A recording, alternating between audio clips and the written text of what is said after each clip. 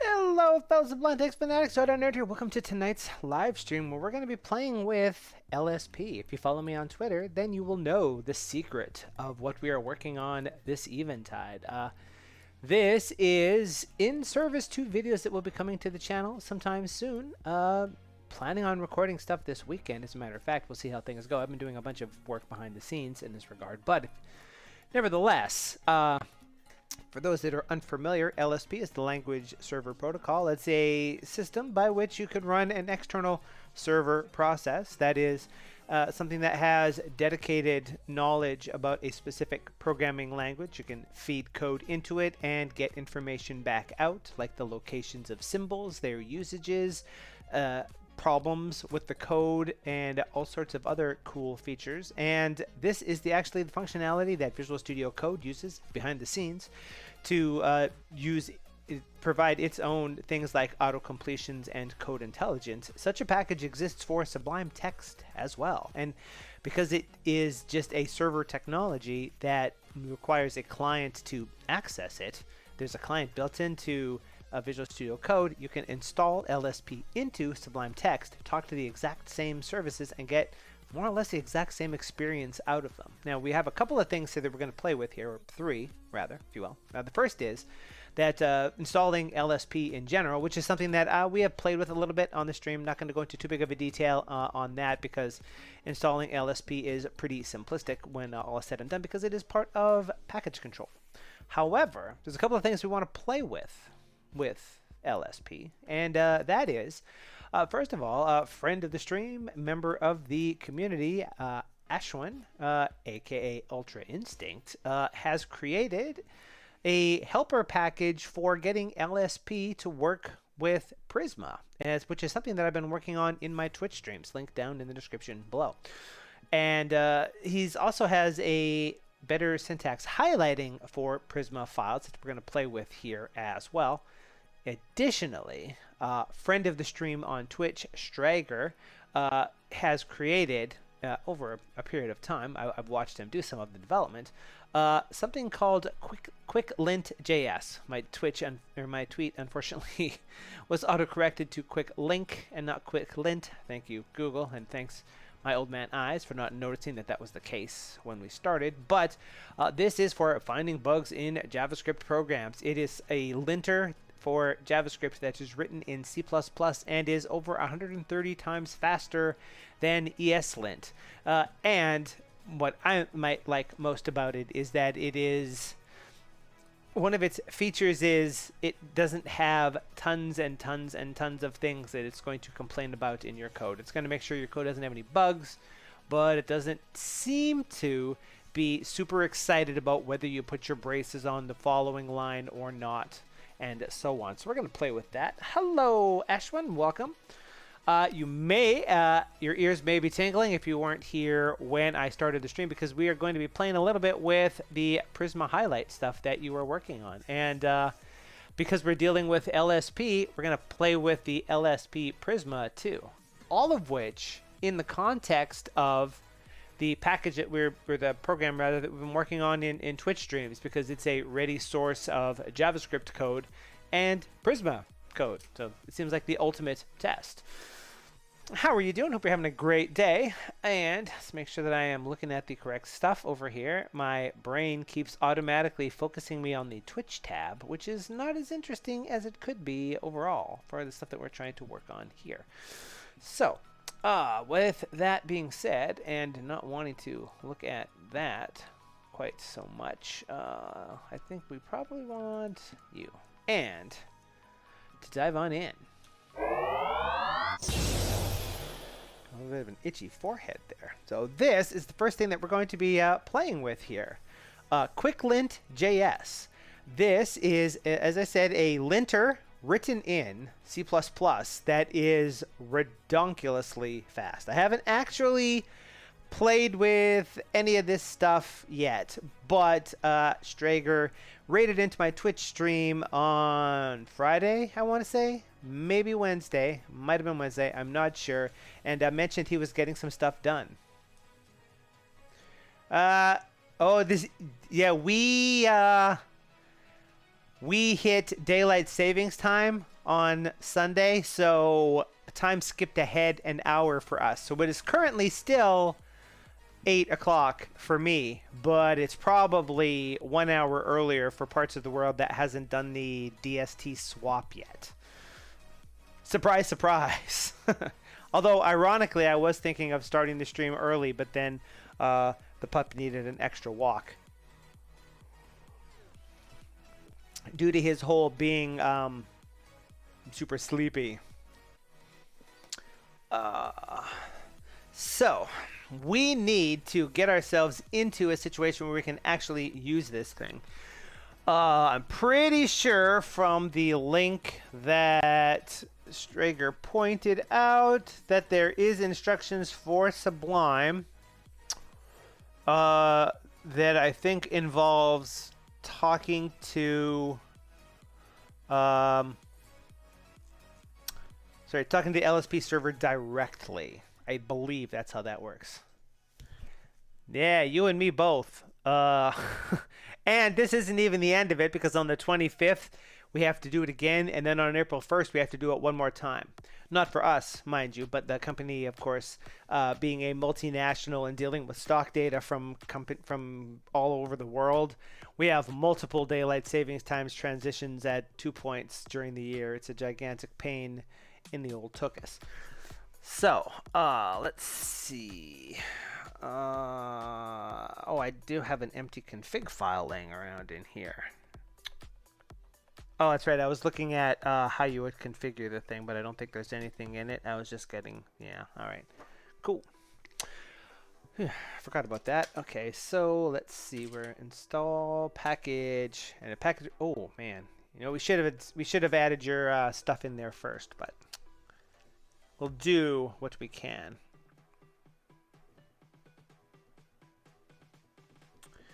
Wait for the large list of packages to download. The current planning is to record a introduction video for LSP talking about what it is, and then a video that shows playing around with this particular package, which I thought would be cool because Strager, you know, has created this thing. I think he might have added Sublime Text support largely because he raids into me, and we are a Sublime Text related stream. So we want LSP. How tricky was it to create that helper package for LSP Prisma? Because there isn't one, I don't think, for this, but there could be. Okay, so we have LSP installed. Let us add a couple of repos here as well, just to get this action going. We'll add you, and we'll add you. Just cause. So I guess the first thing to check here is that if we look at the Prisma schema file, let's see. I think that it downloads stuff. It theoretically downloads the tool for you and runs an installer behind the scenes or something. I haven't actually looked into it yet. That might be the trickiest part of this whole operation. We want to go to the user package and move.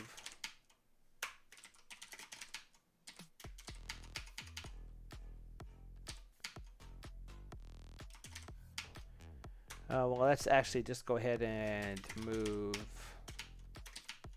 Prisma.star down a couple directories. So if I reopen that Prisma file, no more syntax highlighting. Oh, woe is me. But we can install a package created by Ashwin here. from the chat for Prisma Highlight. Enhanced syntax highlighting for Prisma schema files. Look at that fancy text too. Do you have an icon for Prisma files in here? That's something I was considering playing with the other day. Okay, I think that's pretty self-explanatory. All right, well, I mean, that looks, I think, the same, unless these were a different color before. But compare as we dare. Those are the sorts of tweaks that are easy to make if we wanted something on those. Roll the stream back 30 seconds and see what it looked like before I did that. Now, it was the LSP Prisma thing that mentioned that you can format things, right? Yeah. All right. Let's install that too.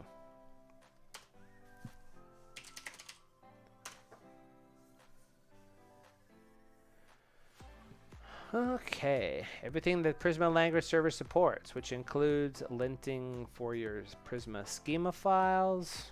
That's cool. Intelligent autocomplete, go to definition.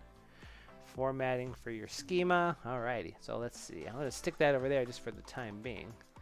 Remember, always a good idea to read the README files for these things and documentation where possible. We're kind of glossing over that for this little exploration here, but by and large, if someone has created documentation for a package and you ask a question, mostly they're just going to say, well, that's in the documentation. What can we do with this bad boy? Is it no to be able to find that? Actually, I want to format this thing. How do we do something like that? I'm guessing with this one. All right, what did it actually do?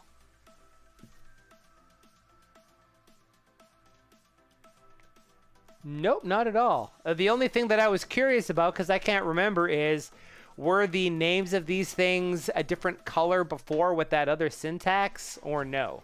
But the fact that these are scoped as variables, if I wanted to have them colored, I could. That shows you how much I pay attention to that sort of situation.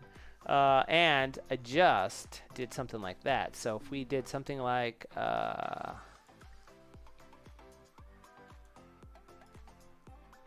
can sort of see what it was that it did. It undid all of my cool formatting, man. Well, I mean, that's kind of what I expected, to be perfectly honest. So theoretically looks a lot cooler.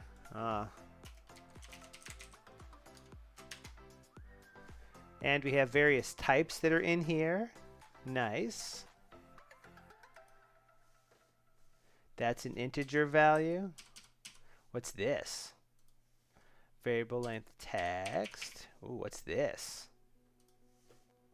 Oh, no documentation for that one, huh? Well, I probably didn't include anything vital in there. Nice.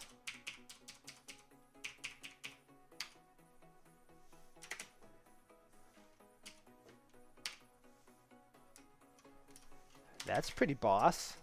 And I can tell that it's totally broken right now. That's actually fairly snappy, all things told.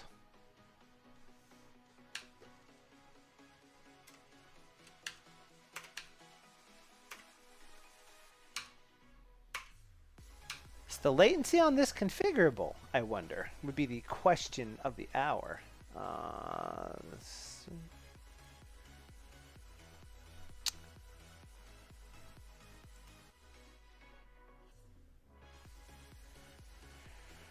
Yeah, I don't think that will actually work in this particular case, but we will find out. All right, well, I like that.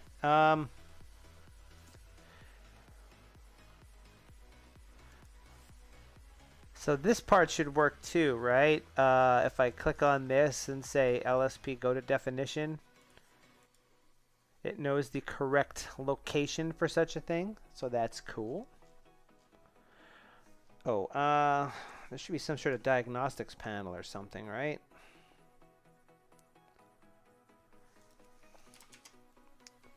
Is that something that you... Oh, Control-Alt-M.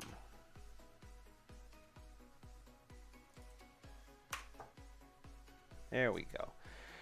So is the normal workflow for this, for something like this, to always have this panel open at the bottom to let you know when you've done something silly, and you jump around and leave that there? Or do you... Wait, it was that, wasn't it? Control-Alt-M. Not too shabby. Navigate away, jump to it. I can dig it. All right. As these things go,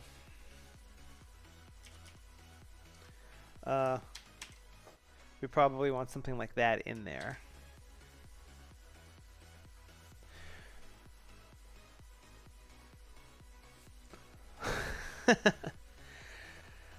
I guess the real question is if it would pop up if there was a problem. That would definitely be irritating. The squaggles are...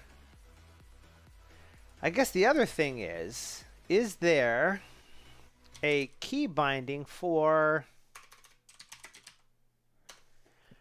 navigating back and forth between problems?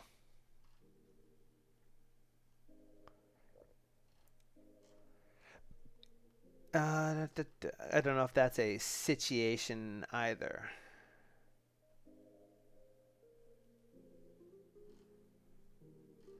Signature navigates, signal reference, go to.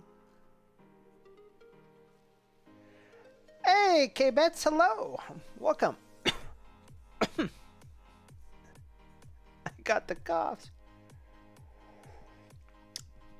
I'm just curious if there was one that's actually in here as a default. I didn't spot anything specifically, I don't think. How you doing? How you doing, Christopher? Welcome in. Or should we just call you K-Bets? JK Bets? What do we even call that? Diagnostic? That's just the panel.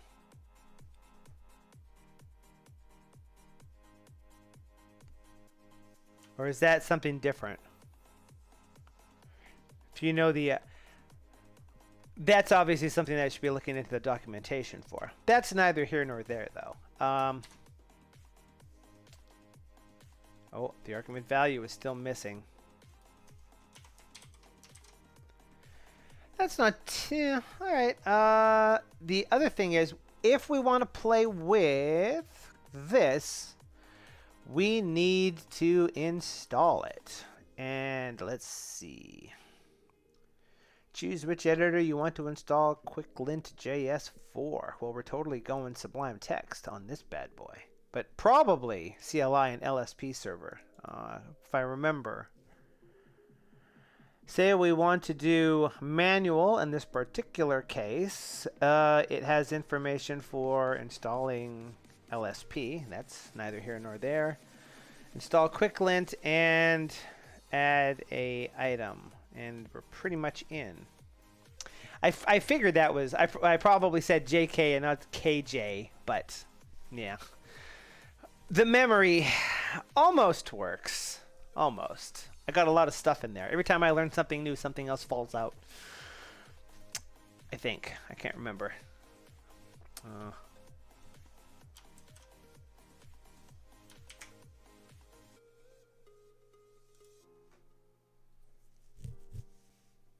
We could theoretically install it with npm.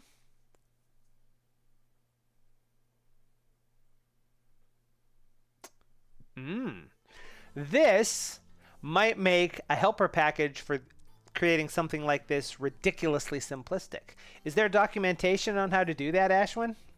That you don't have to like point out a link or anything, but I've glanced through LSP stuff here and there, but never in any great depth, realistically. Yes. I'll share this link here. Oh, let's go one back further. This, for those that are watching, this is the thing that we're going to be playing with here in just a second. And this is the Twitch channel of the Twitch streamer that has created this thing. It is a replacement for ESLint written in C++. So as he points out, it is 130 times faster than ESLint. I've seen some of the benchmark stuff that they were doing a ways back. And here's the feature matrix. So QuickLint is fast, whereas ESLint is capable. Easy to install. Zero setup. No support for TypeScript yet. But the situation that I like about this is this one. Lint rules minimal versus lint rules zillions. Because the last time I played with ESLint, I specifically told it, keep your ideas to yourself about code style. I care not about code style. I only want to make sure that I'm not writing buggy code. And it said, can do, good fellow. I will totally install the lint rules for code quality and then also a whole bunch of code style ones because I can't help myself. And that is why if you watch my Twitch streams, you don't see me using a linter because I don't need it to tell me that I put too many characters in a comment or it goes on slightly too far or I put 2 spaces after an if instead of 1. I need it to tell me that I stupidly forgot to add a semicolon in a place that I need one or a comma that I should have put one and other situations like that. So I'm hopeful that this is going to be the situation here. Now, this is also interesting because I thought that this was just a manual type situation, but perhaps not. Because if you could install it via NPM, I wonder if we jump over and take a look at that.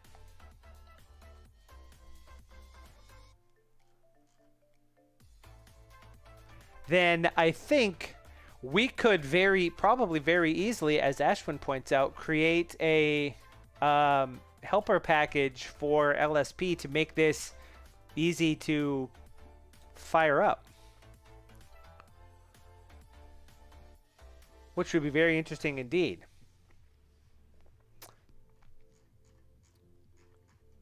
Code quality being what it is. Should we just play with the primary version first based on the rules that he provided in here? So let's see. If we want to install for Sublime Text, then let's say we're going to do a manual install and install the LSP package. Yes, we have.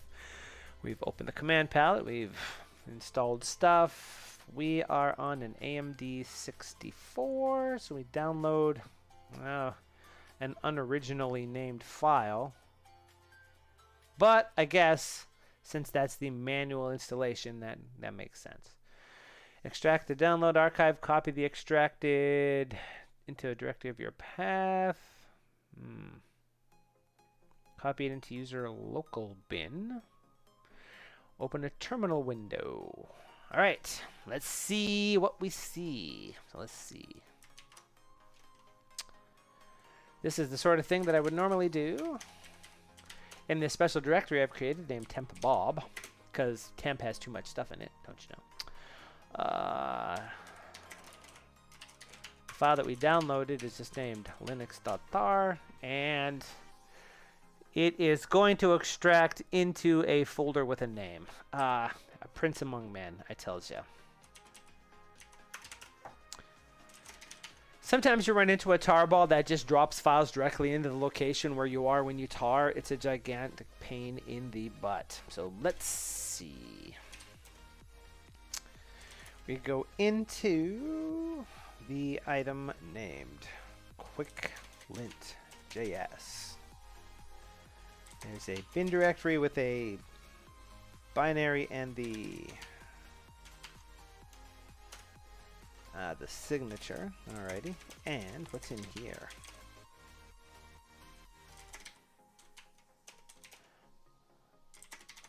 Local documentation.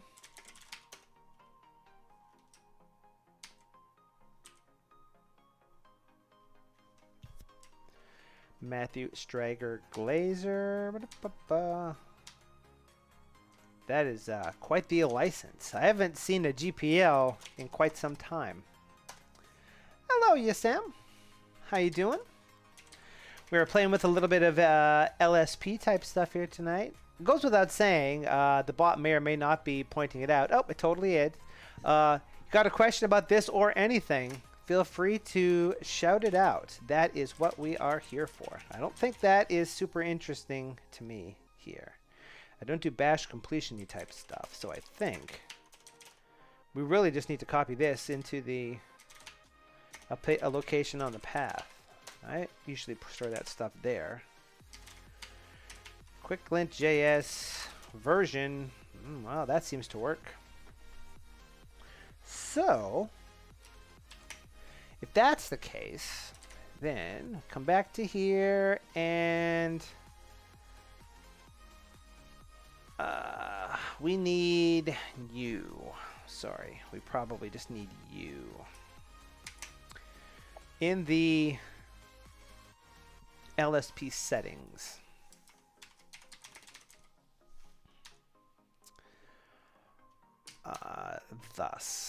I'll do this so that you can see what's over here. But I think it just needs to look like that. I'm not entirely sure that that is going to work for me here, but we'll see. Hey, Ben, hello. I'll pop that out because I think I'm using something that gives me a different syntax here. Yeah, I don't think they have a support package for it per se. Bayon, hello. If I could provide a shout out, I would. How you doing? You bug me nowhere, I should say. User LSP settings. Is this going to cause a problem? Because the syntax that I'm using is lit. So I'm assuming you want to use like a scope for something like that, don't you? If I remember correctly. Do I suppose I need to install an LSP meta package to be able to have auto completions for stuff in an LSP configuration, don't I?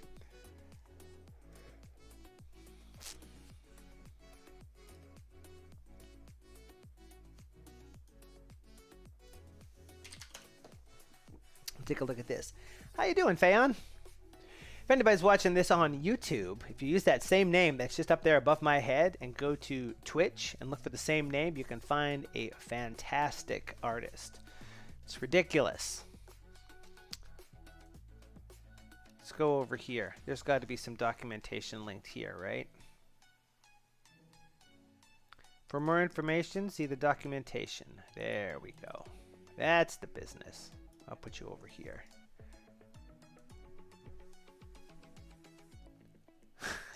No, thank you. You're doing Cody stuff now, right? Yeah, I'm using JS Custom. I didn't intend to. I was doing some stuff several months ago where I was using lit. So I needed to configure stuff up for that, and I thought it was constrained just to that one project, but apparently it's just all everywhere all the time. But I leave it there because, you know, Tom is pretty boss, all things being equal. Let's see. Customization? No, probably not. It's probably a configuration type situation, isn't it?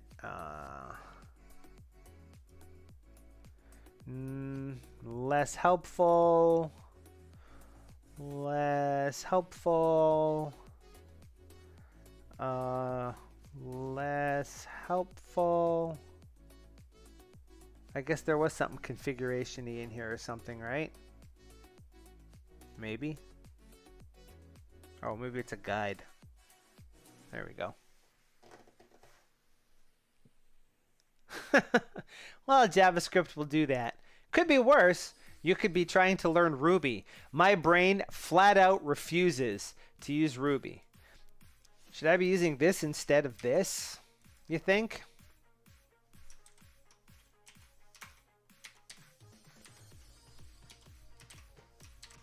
That would work just as good, right? This is still source.js. It's source.js.lit, but whatevs. So if that actually works, then we can lint a thing and see how it goes. How do you make this thing do something? Is there a code action for linting? Or no?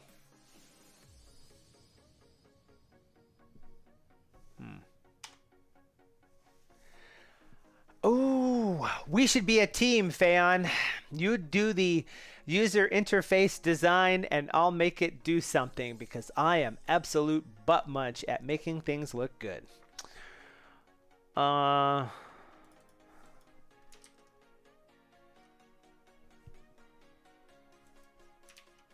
Is there like an LSP log? Seems to think everything is cool. Have to enable it. Oh, that wrong one.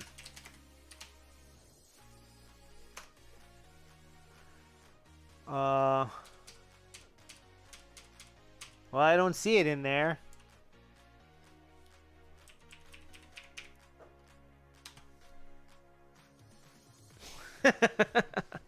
Awesome sauce.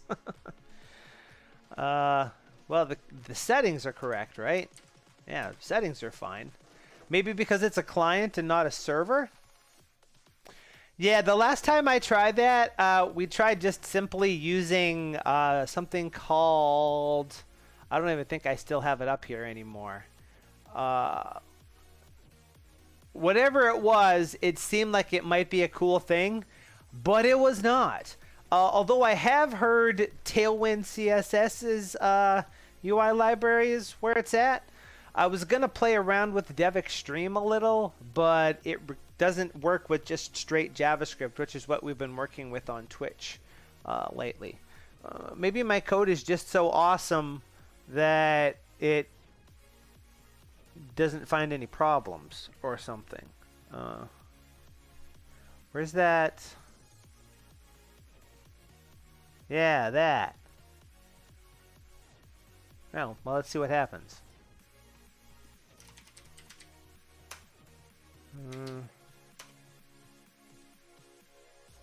What did they do? Go away.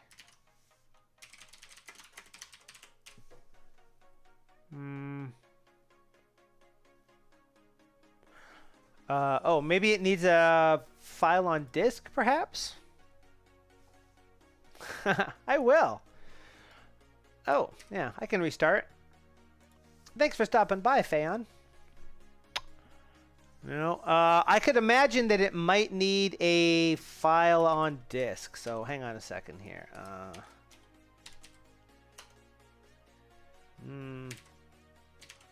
Testing LSP. Anything? Anything? Bueller?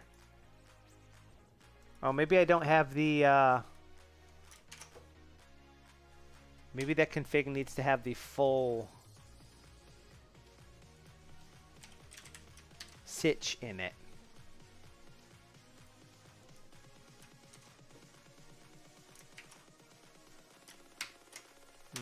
No. Oh, not that one.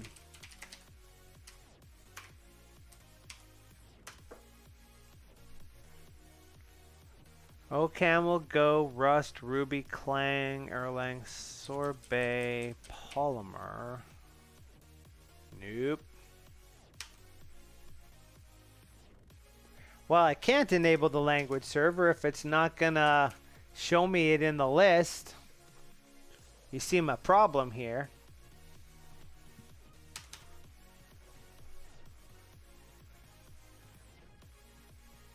Here, all right, let's try this. The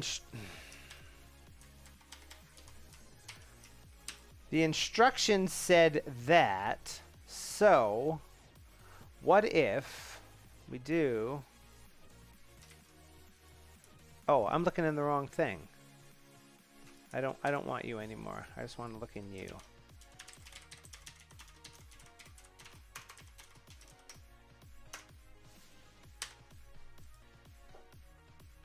There, that's doing something.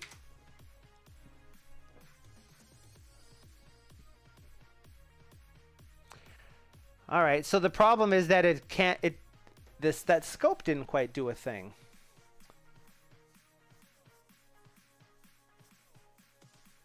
Prime NG. Ah. Interesting. We are using Angular for the stuff at work. That's pretty much the only exposure that I've had to it, and only minimal at that. All right, well, I mean, that totally works. So I guess the $1,000 question is, how do we get it to work for this?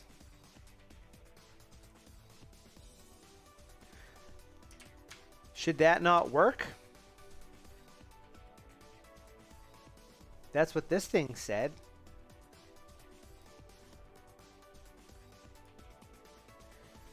The selector that selects what types of buffers this language server attaches to. Selector source.php. Well, I mean, that totally... If the selector matches with the base scope of the file, the associated language server is started. All right, so... Hey! Well, thank you. I'm not sure how to pronounce that, so I don't want to butcher it, but thank you for the kind words. I got a comment earlier today where someone said, you should try talking slower in your videos, which I thought was kind of ironic because I used to get a lot of comments about how I should talk faster. Apparently, I haven't quite dialed that in yet. I suppose, yeah, just double checking. You don't like that, huh? Whoops, that's not the key I want. Get syntax. All right, so that's the syntax it's using. Well, went too far. You. You. Oh, actually, I guess since that is an array, we can just do this, right?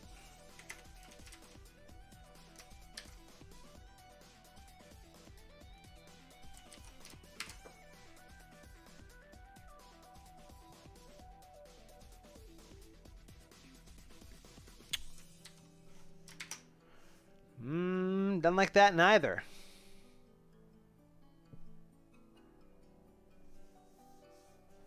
What's up with that?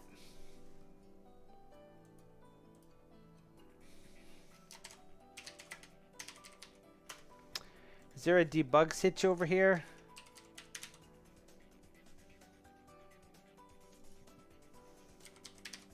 Let's turn that on.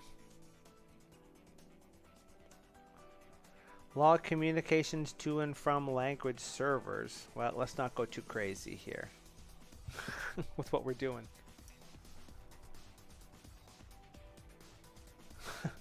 I watch some of my own videos at that speed. But, yeah, well, I watch a lot of stuff at 2 times speed, to be perfectly honest. I don't got a lot of time sometimes, you know? But I feel the same sort of way on that.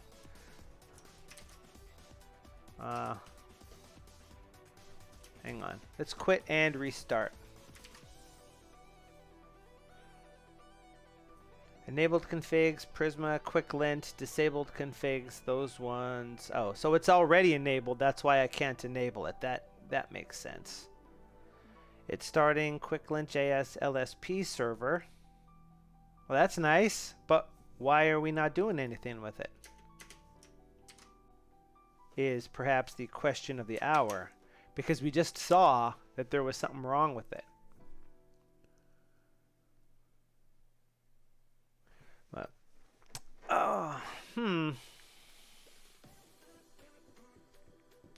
Well, I mean, for purposes of playing around, it's easy enough to flip-flop that so that the default syntax is the one that is expected.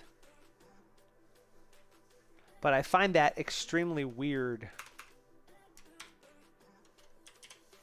Can I use both of these at the same time? Did it stop the other one, or is it just starting it twice now?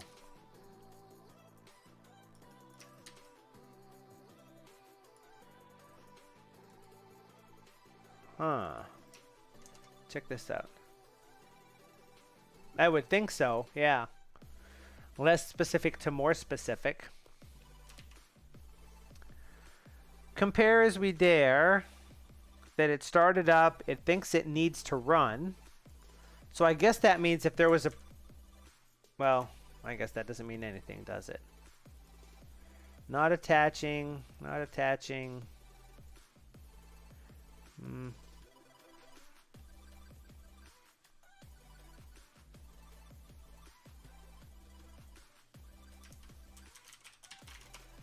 That one's 15. That one's 16. 17. What's this one? Also registering 14. So it thinks it's doing something in this one, I guess.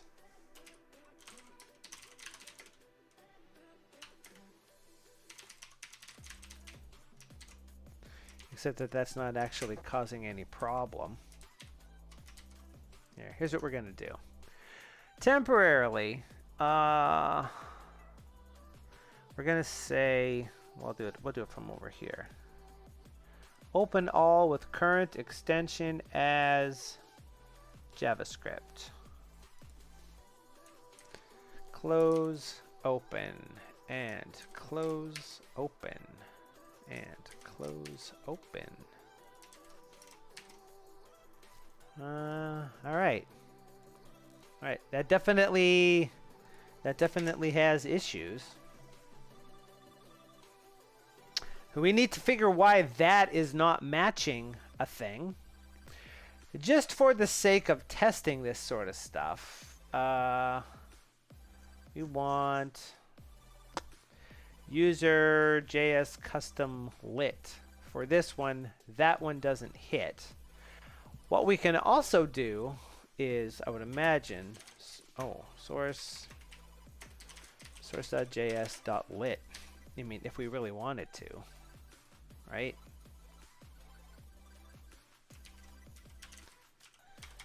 Double checking that has source.js.lit as the scope name. And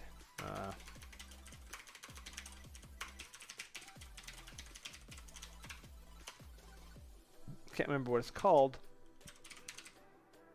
Oh, it's a view thing.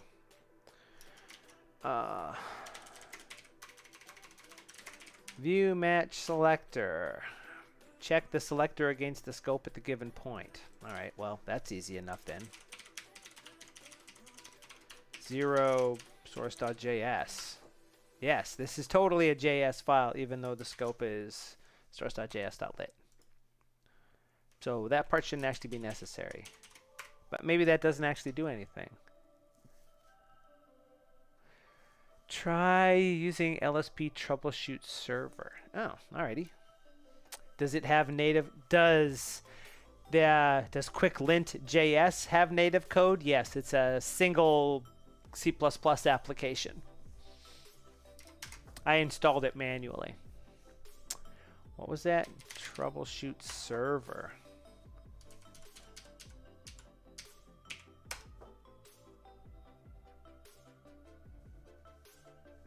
Wow. Could that be any whiter?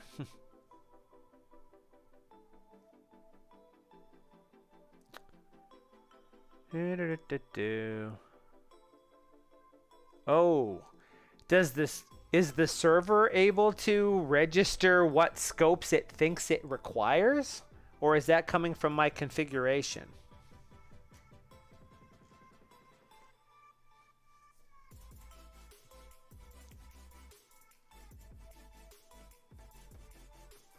I suppose I should have been in the appropriate file when I did that, huh?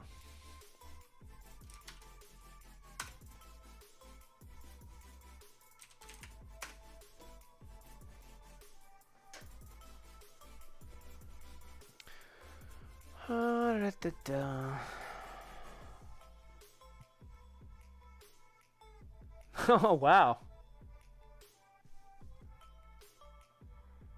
Priority selector source dot JavaScript. Do you know, are the things that are in here what the server is responding to with? Because it's entirely likely that the author of such, unless it's coming from this, then it's okay.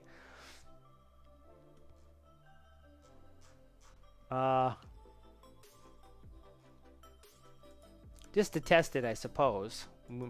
Compare as we dare. If that was there, then we did it. Whoops, did it again.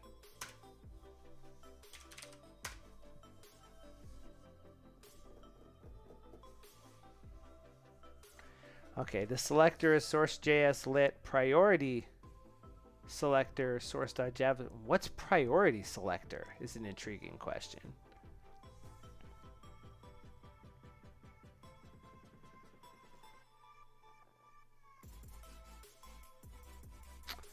Enabled for that selector, and yet, much like the goggles, it does nothing in this particular situation. There are no diagnostics in here, even though this code is well broken. I bet you it's probably smart enough to try to do something like make it dark on a dark color scheme and light on a light color scheme or something, but Sublime always sees my color scheme as light and not dark because of something funky that this version of XFCE does when you ask it about its theme. So it assumes it's always light instead of being able to detect one way or the other. But that's a me problem. That's not a Sublime problem. Well, in that case,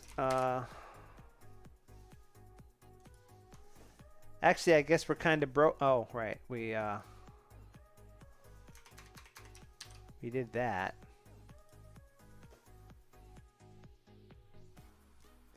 So that works.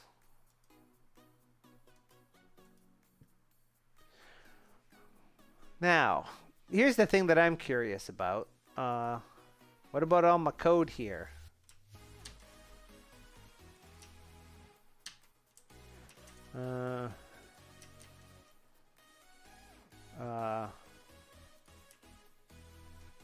Hang on a second. Just so we can do that.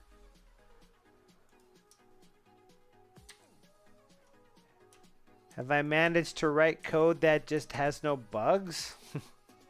Am I that good? Do I trust that at all?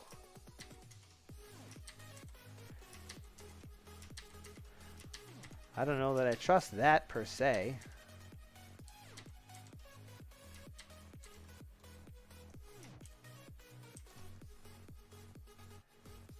Hey, Joseph.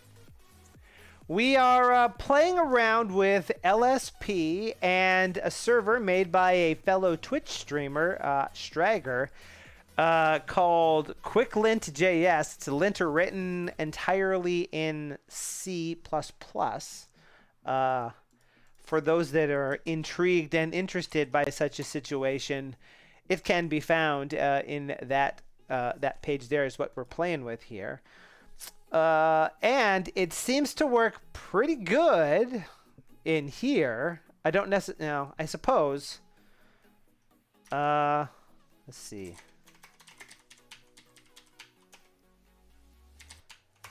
Quick JS lint. Let's say the testing. Oh, that's weird. Yeah. Let's try it out here just in case. Local source, Twitch, pubsub, test for source in server, and quick JS lint.js for testing.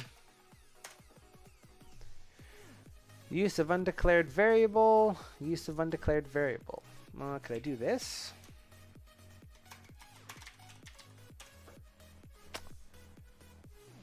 Well, guys, I managed to choose a JavaScript project for which I have no bugs, as determined by this tool. Ergo, I have to say I really like QuickLint.js, because if it's going to tell me my code is great, except for when I purposely break it, you better believe I'm going to be excited about that. The terminus issue is a little weird. That's neither here nor there.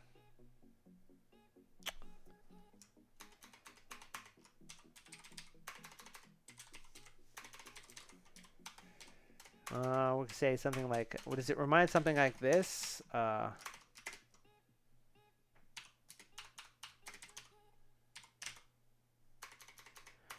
If it's equal to coder, then...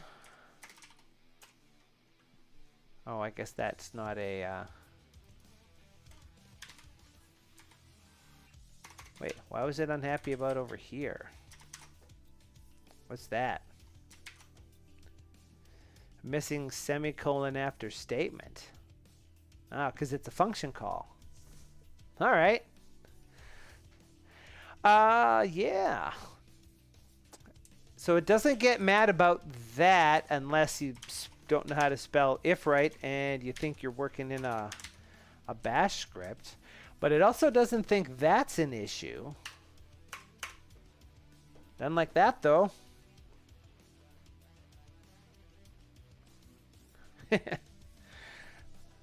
I can dig it. You cannot reassign variables declared with const. Is that what I was doing? Oh, look at that. I double crankied it. There's an error and a warning. I wonder why it doesn't complain about 2 and not 3.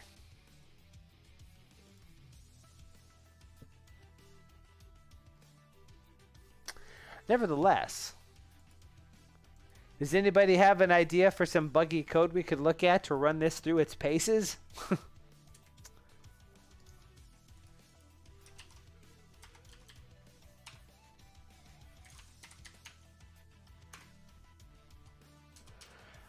Oh, one thing I wanted to test, I suppose, because I was looking, I didn't play with the actual tool earlier, but I was looking at some of the stuff, so I created this stub file here.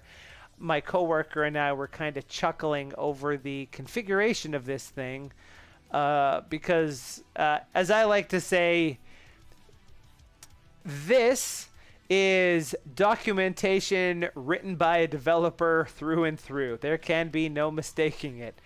7 steps that say, in short, it looks for QS lint.js config in ancestor directories. Yeah, I tend to not like linters because they tend to mark stuff as wrong while you're still actively typing it. That's fairly quick. I don't, if I was going to use a linter, this is probably the closest I would get to such a thing. This is an undeclared variable, and then also this part over here is just gibberish. Because this string isn't closed. A good time was had by some. But I was looking into the configuration action, and sadly, it does not support, it's just a straight JSON file. So whatever JSON library is using is strict JSON. Global variables, yeah. So if I remember correctly, the two configurations that are currently available are globals and global groups. So one thing that we could do, and just for our purposes here, being able to see this, let's do this. So if I did that, it's going to get unhappy because that's an undeclared variable job. But we can say globals, and then this is just a list of things that are global variables. So we could say job true, and now it knows that that is a global variable that exists. But there's a couple of different things you can do with it, because if you set it to true, then you get like default action. If you set it to false, then it's undoing the idea that it's a global. And if it's an object, then you can say whether or not you're allowed to redefine it, i.e. if it's const. Or sorry, redefined and writable. Sorry. Yeah, one would assume that as well. Kind of the reason why I sort of kind of like TypeScript better a little bit. Because, in my opinion, JavaScript could be an okay language, but it has very, very hairy roots deep in the past, and there's a lot of warts on the language as a result, and the ECMAScript consortium seems unwilling or unable to just say, you know what, starting here, forget the first 15 years of JavaScript. Who cares? It's slow and it's outdated. It's awful. There were tons of design decisions. Let's move forward from here. It's probably a lot more complicated to do than say, but I think there's a lot of cruft that's embroiled in the yarn ball that is JavaScript based on its history. A good language designer has to be willing to say, you know what, in 6, this is going to be deprecated, and in 7, it ain't going to be supported anymore. I have to imagine that the parsing rules for everything are a little more ingrained in things, and it would be kind of hard to strip some of those things away and still be able to detect it. But it's kind of why I like TypeScript, because it's a compiler that compiles a JavaScript-like language to JavaScript and can warn you about dumb stuff that you're doing. Unfortunately, it sometimes takes that farther than I would like it to. Much farther than I would like it to.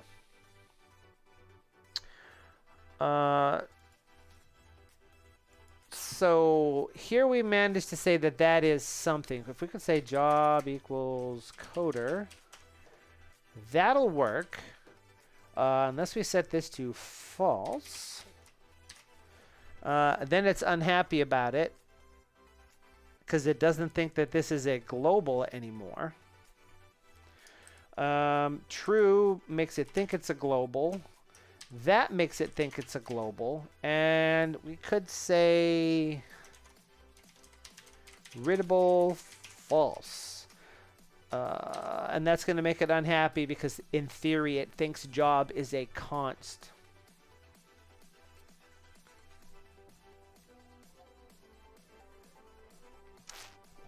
Well, maybe they're kind of going that way a little bit, having semi-ranted about that. But like the thing that, coercion of strings into numbers and numbers into strings just so that you can write code that's sloppy and it'll still work. Maybe that's good in some universe for data analysts writing config files in JavaScript or something. As a C developer, I think it's wrong. I think if you want to compare two strings, you make two strings. And if you try to compare a string and an integer, it slaps your hand and says, no, strings and integers don't go that way. Call toString or call parseInt to get it to do what you want. Most certainly don't use weird coercion tricks like adding a plus sign to the front of a string gets it to convert it into a number. Those are the sorts of things that are like super awful.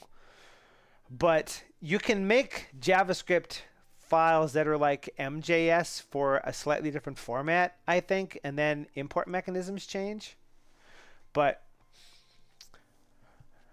there's got to be a way to do, I mean, all else being equal, let's assume that no one of any consequence is ever going to be using Netscape Navigator versions prior to something from 10 years ago, or Internet Explorer 6, or varieties of other old things, and say, let's assume that all JavaScript is fancy, new, and good, unless you specifically say that it's not, and then force people to fix their web pages or get them off the internet.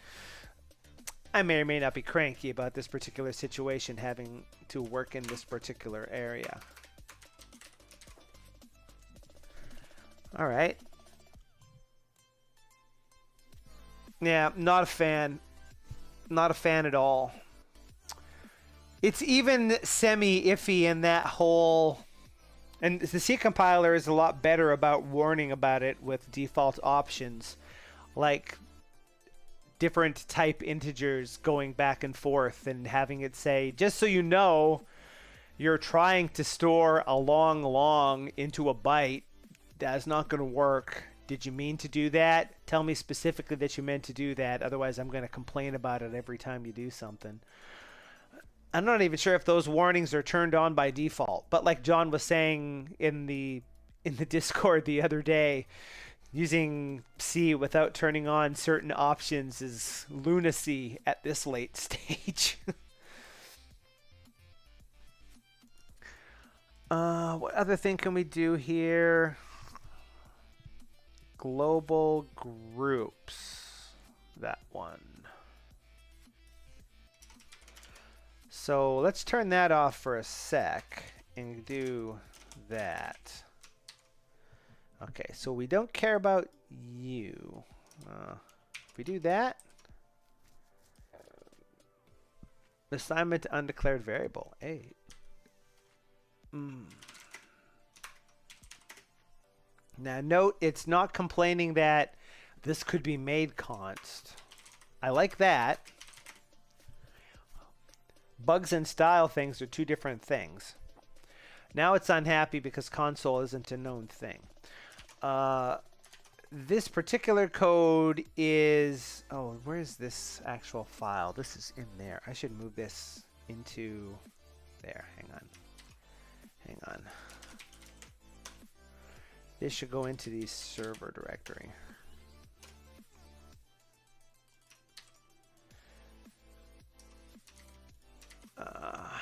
There we go. Okay, so...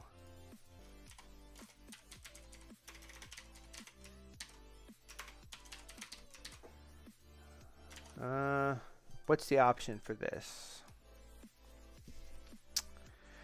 Literally anything, browser, ECMAScript, Jasmine, Jest, jQuery, Node.js.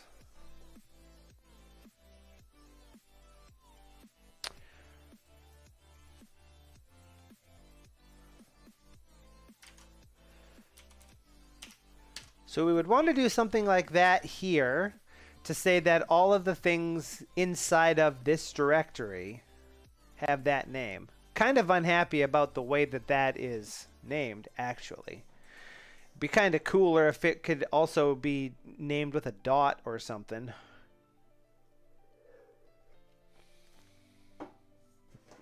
To hide it. Or move it to the top of the pile. We can always redact it out of the sidebar if we want, so there's that. I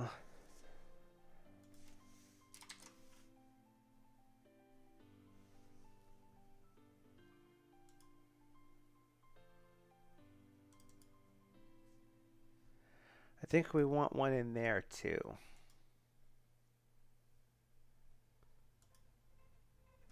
And let's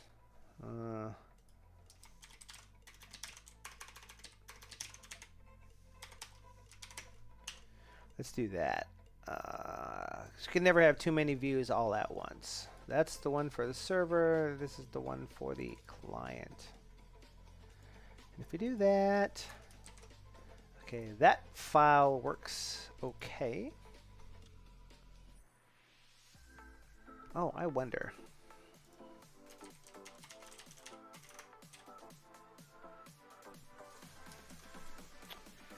Okay.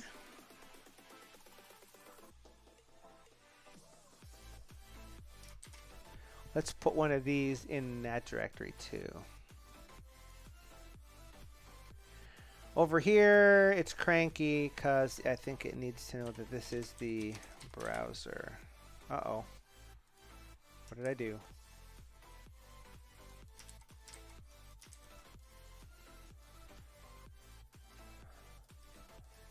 Sorry. I guess that goes like that.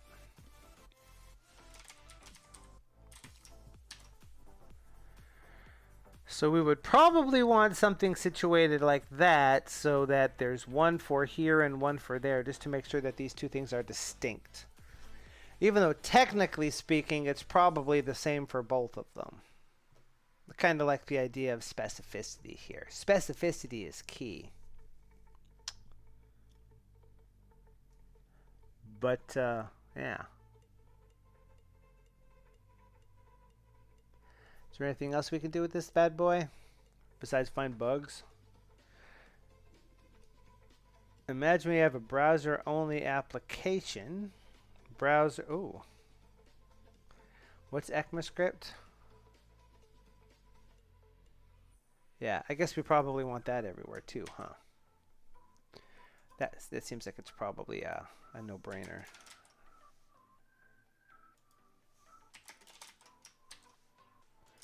Just to be sure.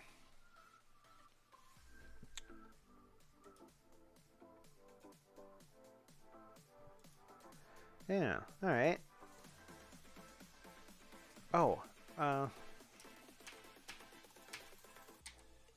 and Ashwin has provided comment action.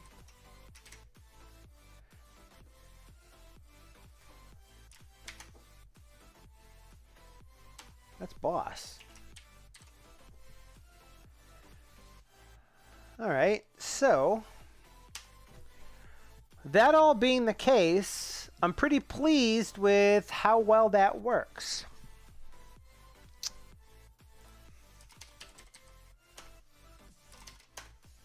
We'll just do that. We don't think we need too many of those all in one situation. That is definitely like fast action.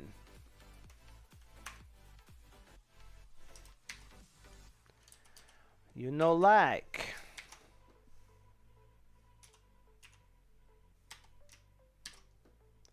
Okay. Having that pop up on save if there's a problem and doesn't go away on save, but that's okay. We can make it go away. I could live with that. I think we might run with this just for a while and see what we think of it. See if in a real use case situation how it goes. Certainly I'd be extra excited to try it once TypeScript support is added, which apparently is the thing that's on the horizon. I bet you TypeScript is a lot harder to compile than JavaScript is, though. I seem to recall Tom in the Discord complaining about how infrequently the people that created the language actually update it. The documentation for it, I should say. All right, so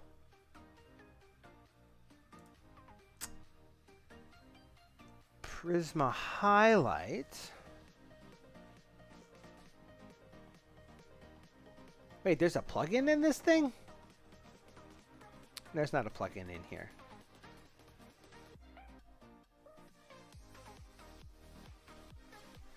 I guess that's just hedging bets in case there ever is a plugin in here. Would be my guess. All right, pretty happy with that. Let's take a look at what this thing is doing.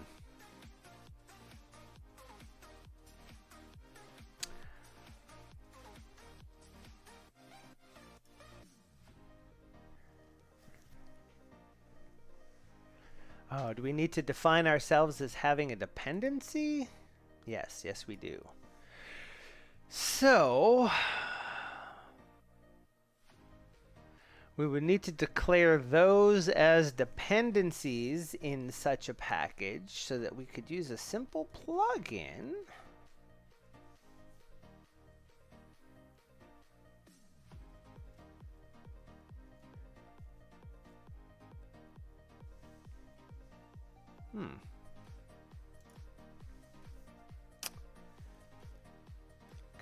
Commands, menu, readme.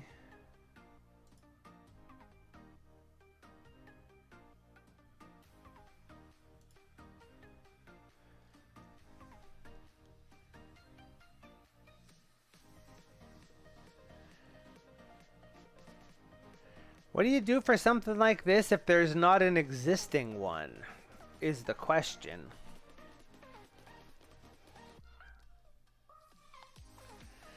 I'm assuming the magic of this is that this actually gets it to install the appropriate language server somewhere.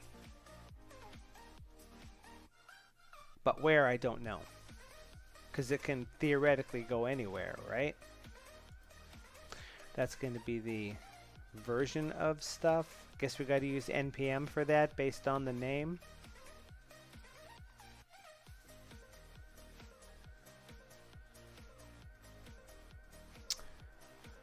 Huh.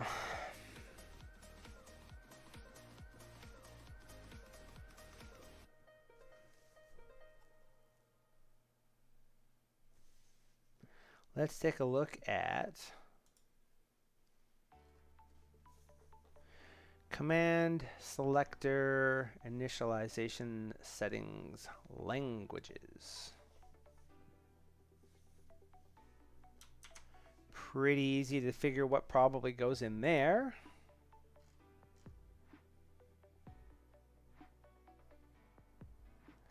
Pretty easy to figure what goes in there.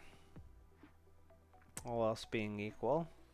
That's just going to be one of those. Yeah, all right. I assume.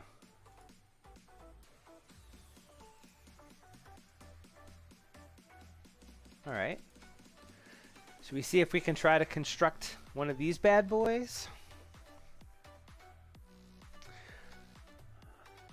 Let's take a look in the documentation.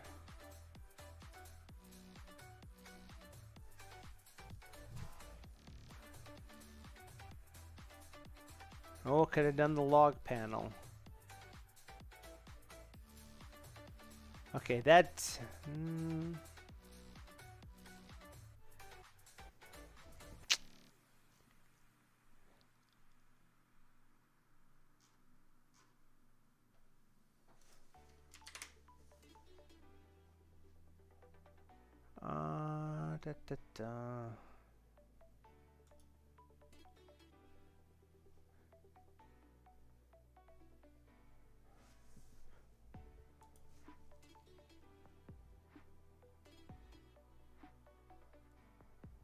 Follow the guide for creating a client configuration. Right on.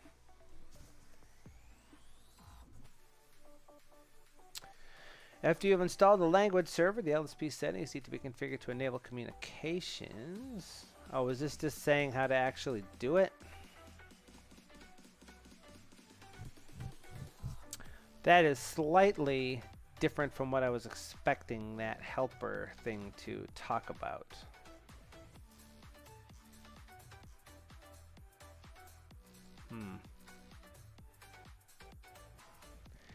If you're still here, Ashwin, is there a documentation for how to create the thing that you created, or did you just do that by looking at an existing one and doing what it did?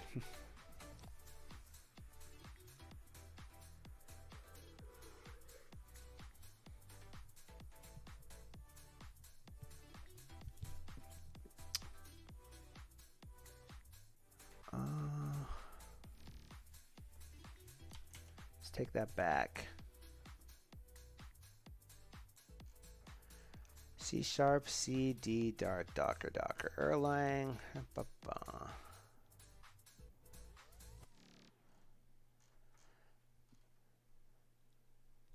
There are multiple options.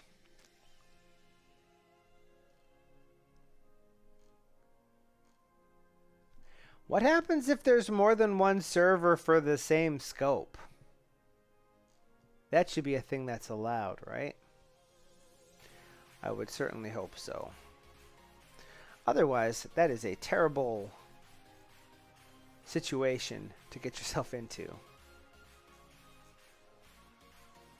Oh.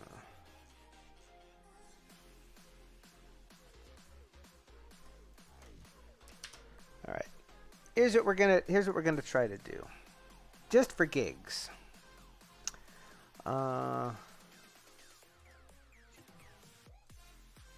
gonna do that. Well, actually, here let's do that. So now that's not doing anything anymore. No more server for me. Okay, close you. Close you. I may or may not have too many files going on over here. Most certainly don't care about you or you. Various configuration files notwithstanding. Now,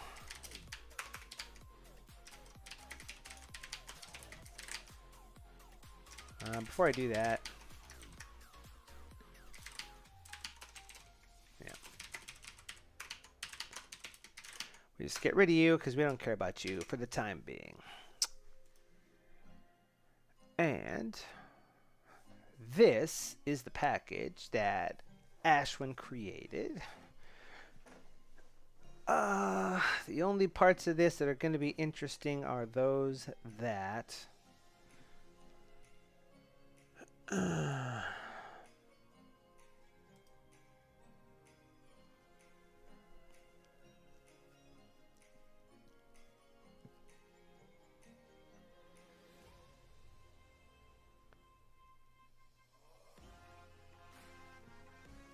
Questione.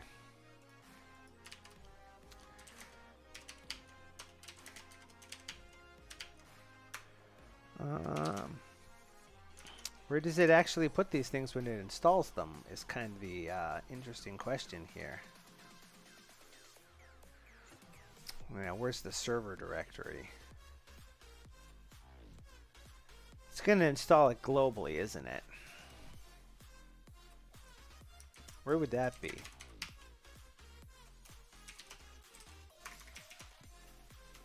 Not there.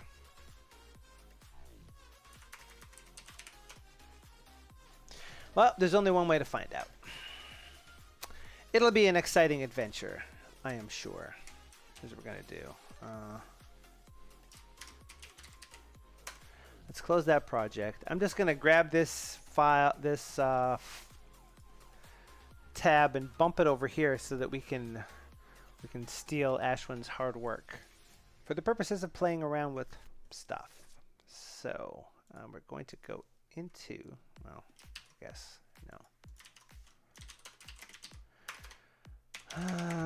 Let's make a directory called LSP quicklint.js, I guess. Is that, yeah.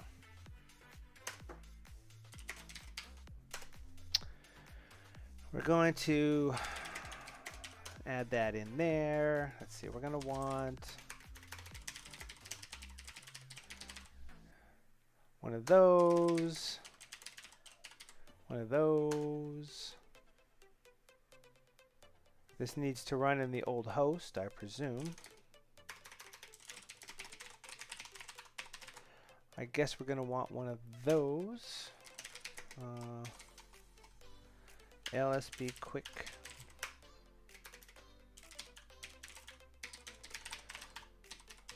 Settings. And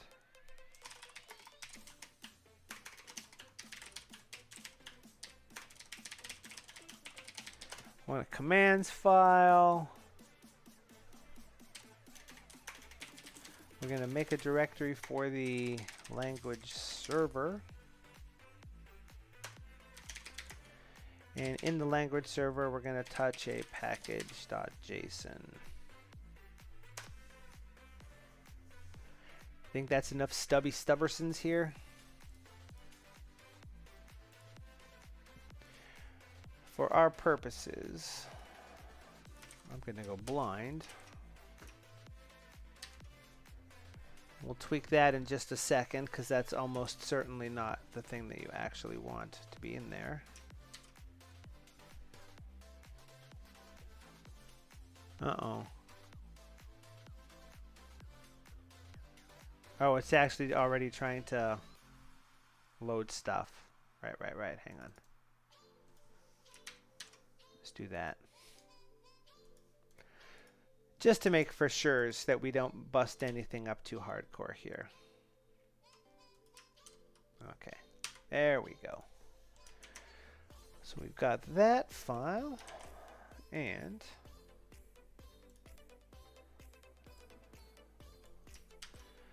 the dependencies JSON file should look like that. Then we can say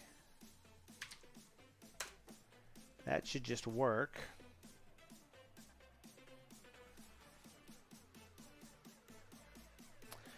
Because there's already something that has both of those installed. In theory, anyway.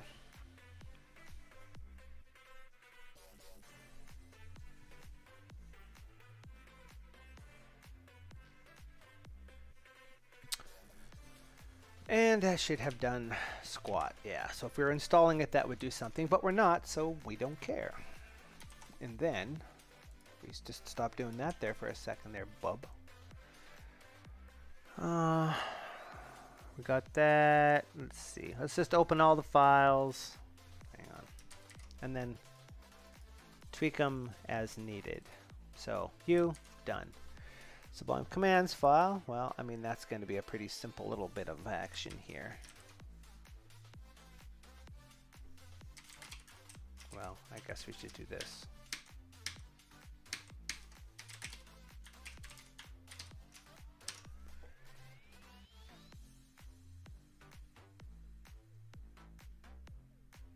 I'm going to assume that that's how that works for everything. The settings file.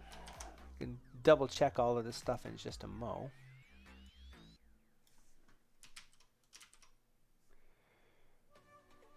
Okay, that's something that we're going to tweak in just a moment.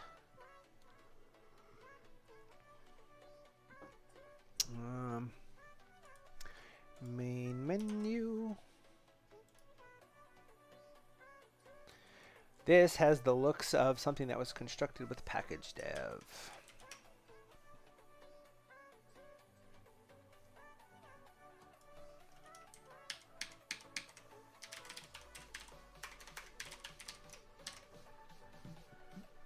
Okay, and plugin that does nothing. So,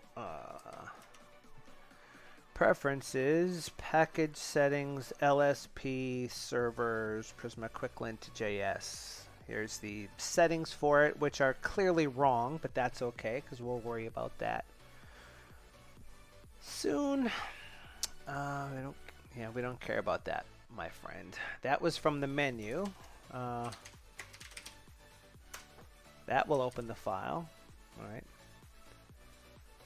So we know the menu works. We know the commands file works. We just need to tweak this.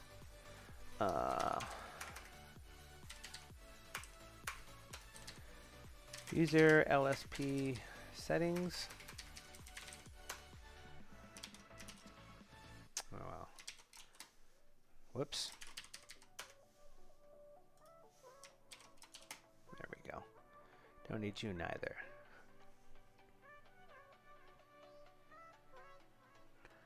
I am assuming that is the same stuff.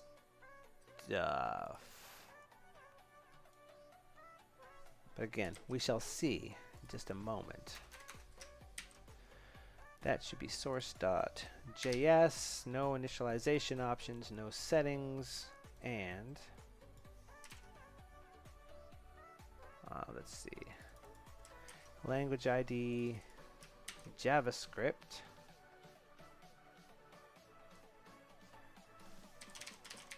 source.js and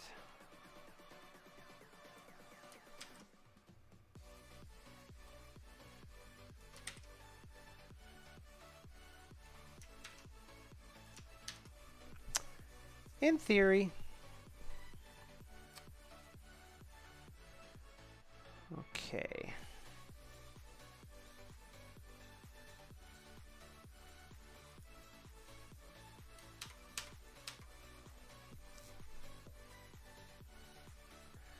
This is the part where we need to make this a little bit smarter. It's gonna try to install it into here, I'm almost certain. So, because that's what I would do if I was doing something like this.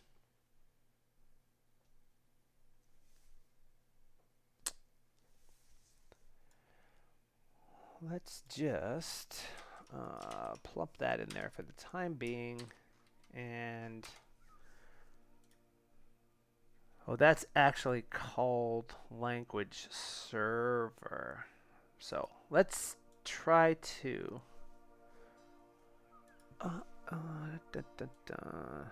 you.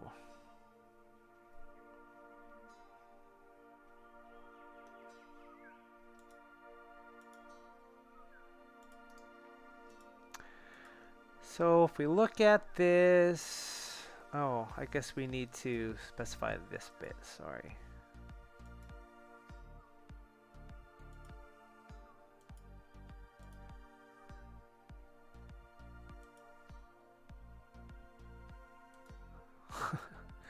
Well, funky. URL is you. Oh, I should have picked the other one. Shoot. Hang on. Not used to doing it that way, I'll tell you that.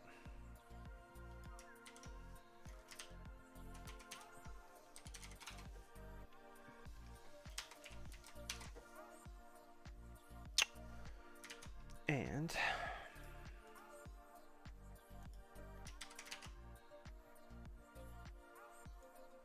bugs go here. Home page. Whoops. I'm off the beaten track. Home page goes here.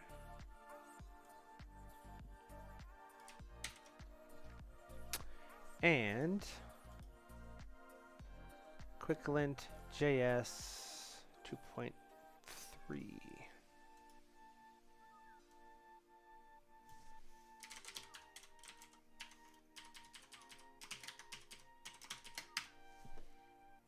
Thusly? I think we would probably just call it quicklint JS.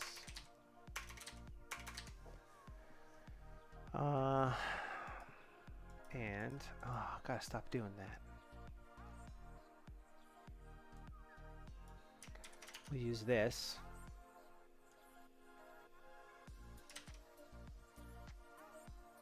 And quicklint JS. This is version 2.3.0. Author. Good grief. All right. Let's go back to here.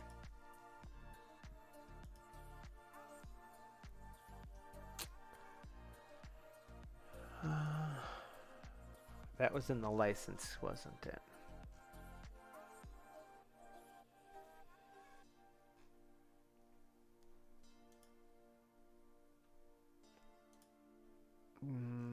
That's just that. Yeah, that's not the thing I'm looking for.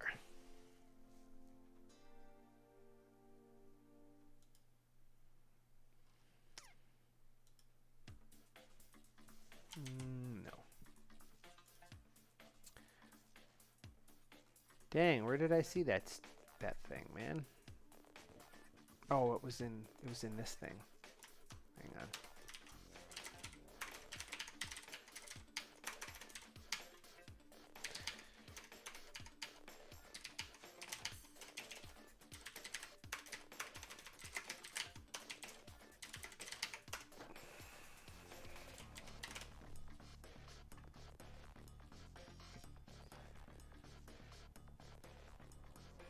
Oh no.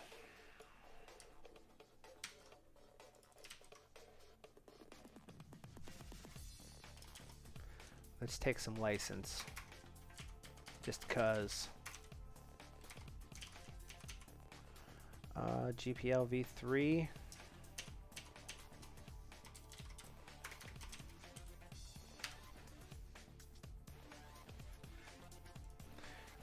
Publisher on NPM was listed as Strager.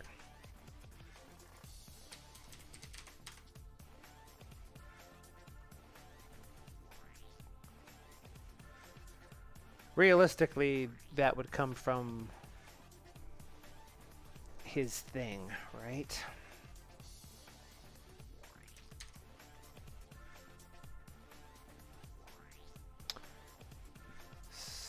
So,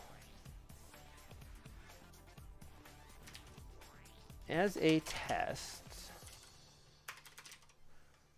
I closed that terminal, didn't I? Go to packages, cd into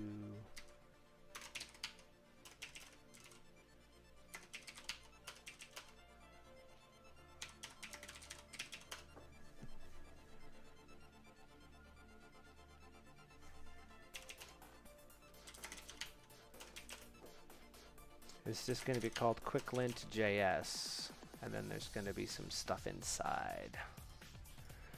So the server directory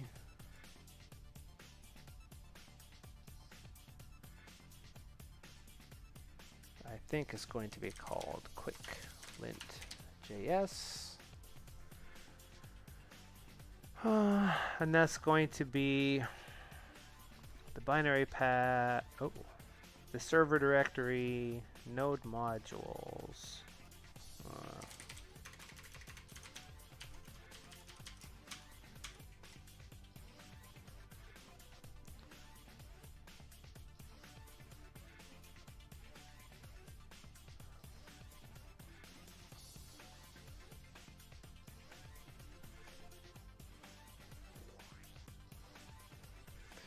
That's the package name. The server directory is quicklint.js. The binary path is inside of the server directory. Named that wrong.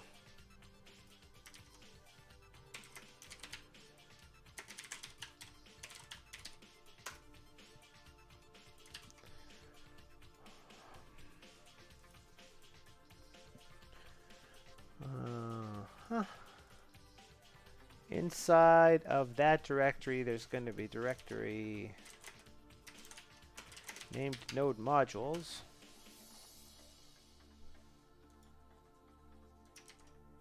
Let's destroy that panel. Inside of node modules, there's going to be something called quicklint.js, and then there's going to be something called quicklint.js. That's the binary. We don't need to throw any of that stuff in there. So theoretically, I mean, that's the juice right there, right? We have a package lock. We have that.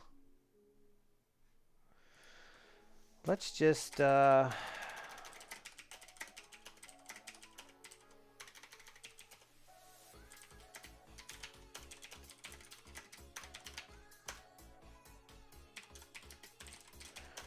just in case.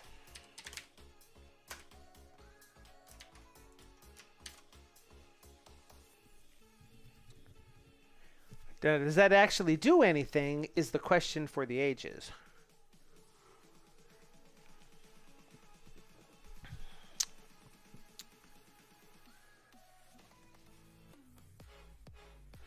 The only one way to find out.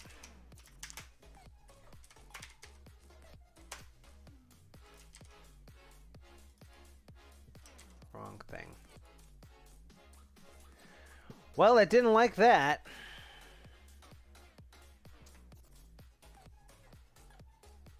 Failed to run npm command. Holy Christ.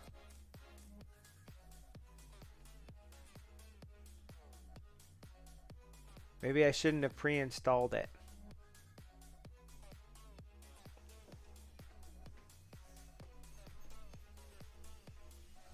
Or it's not in the correct location.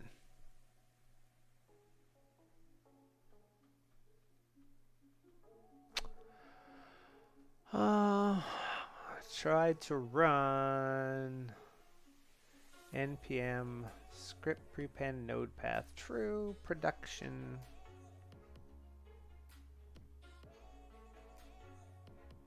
Is that in the log file somewhere? It is, right? Why are we doing that when we could do this?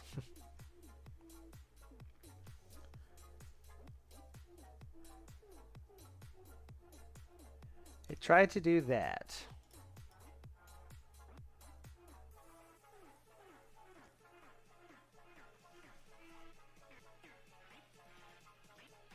I don't know what that means.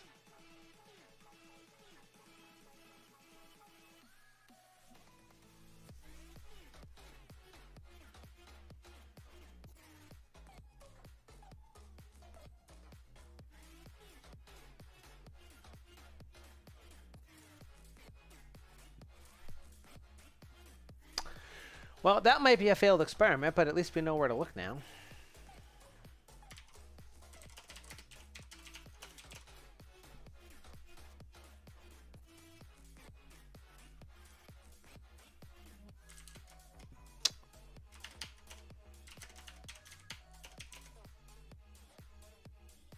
Okay, well.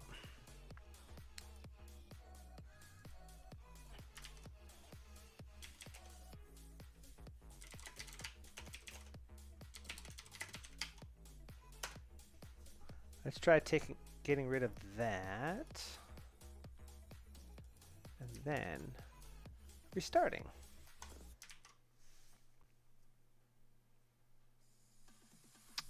Still no, huh?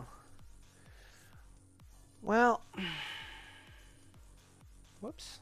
That's not the tab I thought it was. As these things go,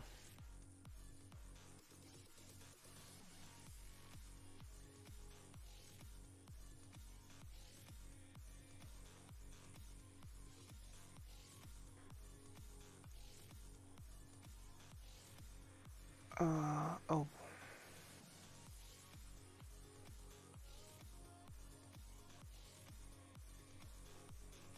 Hang on. Is it unhappy about the version of the package lock file we gave it? Is that why it's cranky?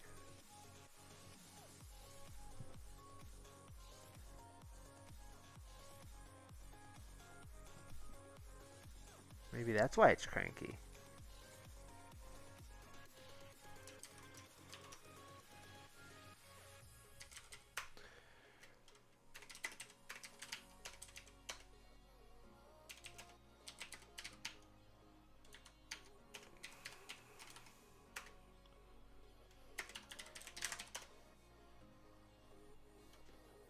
Why did it say npm at 5?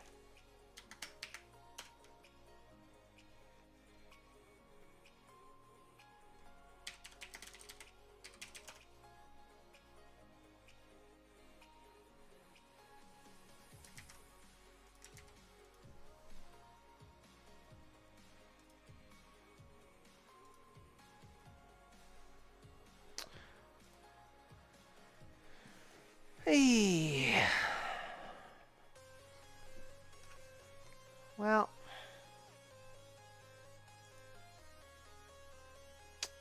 I lost track of that tab.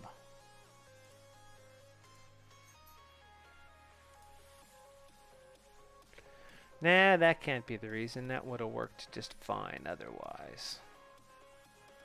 So there's a little something else that's somewhat unhappy about it.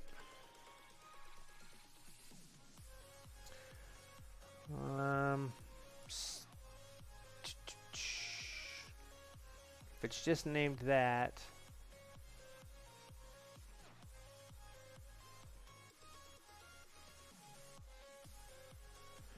That's the name of the package. The server directory is going to be named quicklint.js. The binary is going to be in quicklint.js node modules.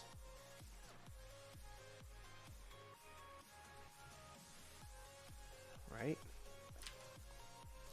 Double checking. There's the server directory is named that. Then there's some node modules inside. Then there's one of those. And then there's the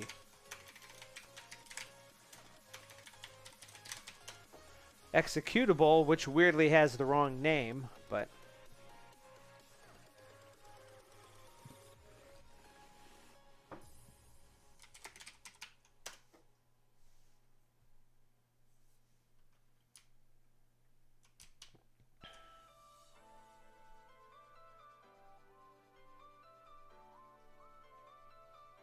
should I have used bin instead?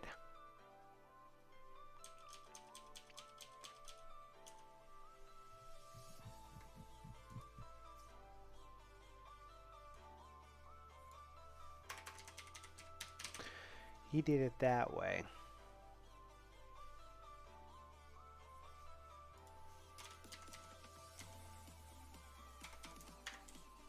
Let's just do that.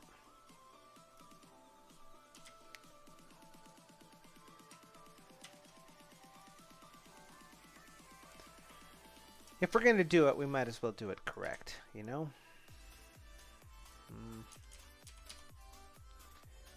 We got the home page correct. Yes. The repository. Well, let's just do that, shall we?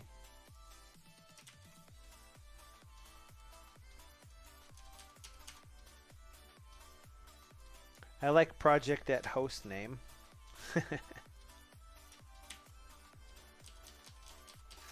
Funding. All right.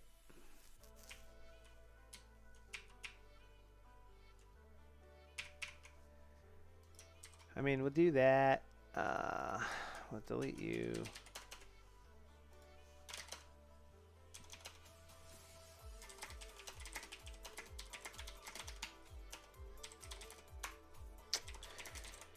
Have it there.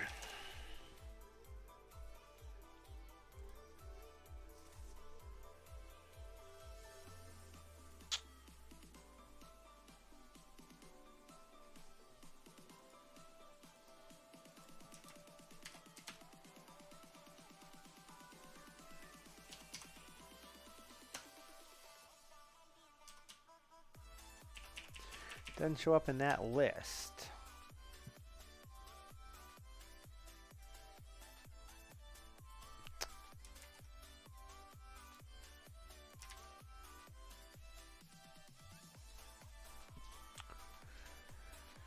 Oh, that is just unhappy to say the least.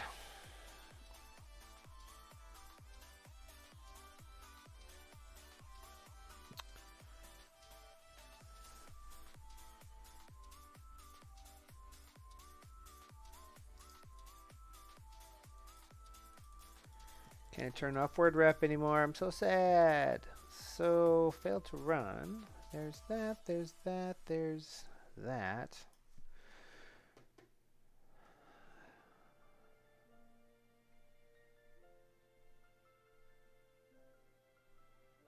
Okay, that's what we told it to run from some location, and it didn't work.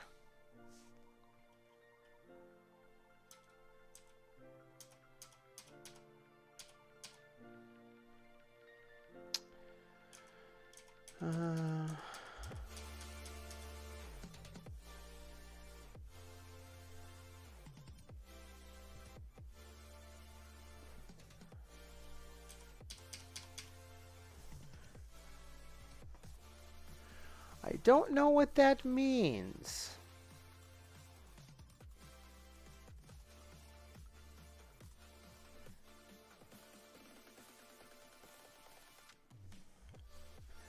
I do not know what that meant. We're very, very close to the end of this thing. So, it was a fun experiment. There is perhaps more to this than meets the eye.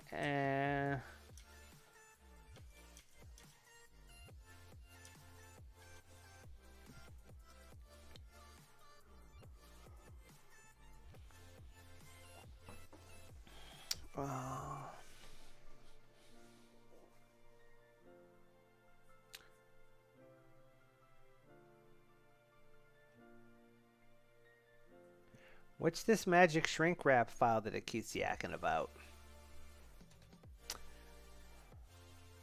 That is an intriguing question to which we are unlikely to find an answer this evening. And we are pretty much at the limit of time. So probably a couple more things to we were working on seeing if we could work up a helper package, but it doesn't seem to want to install for reasons I don't fully understand. And I was unable to quickly find any documentation that talks about how you set one of these bad boys up, so I was just sort of basing this one on the one that you made for Prisma, but there's probably more juice involved, or there's something magic about this particular package. I'm not sure which.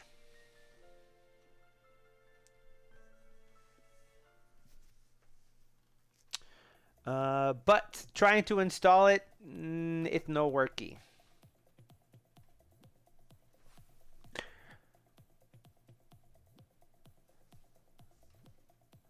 Double checking.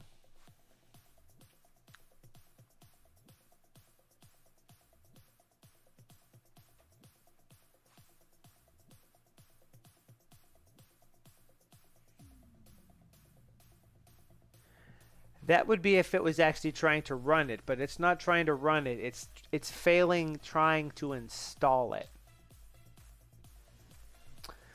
Is there a document you found for some of these, or were you just sort of making one based on looking at something else?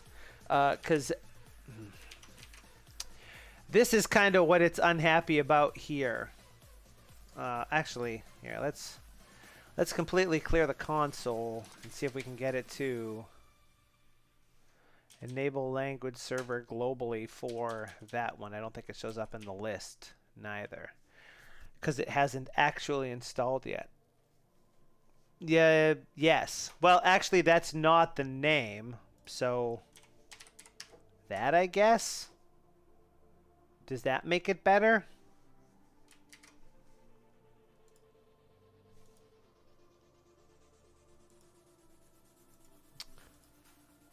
No. But as you can see, it's failing to start LSP Quicklin.js because it's having a problem installing the server. So whether or not that's the correct way to actually install it is neither here nor there, because it's blowing up anyhow. So let's see.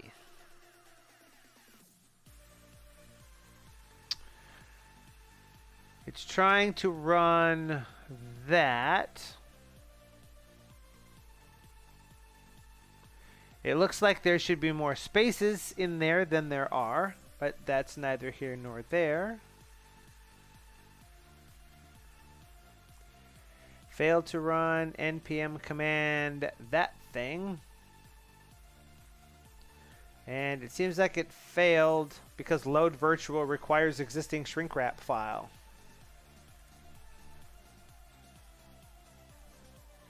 There would be. This isn't stuff that I told it about, though.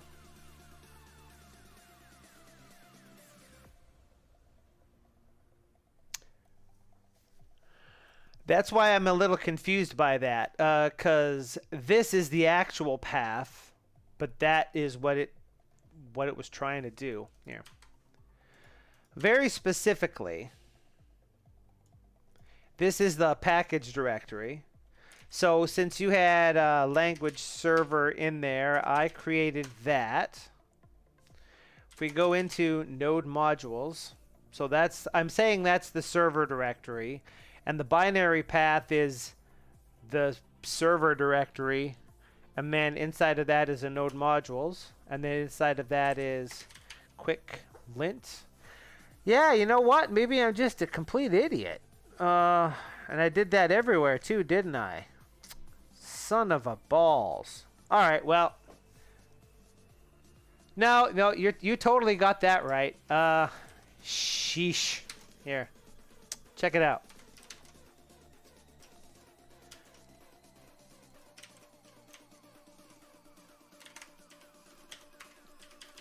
I thought it was named the other way, so I would have noticed that.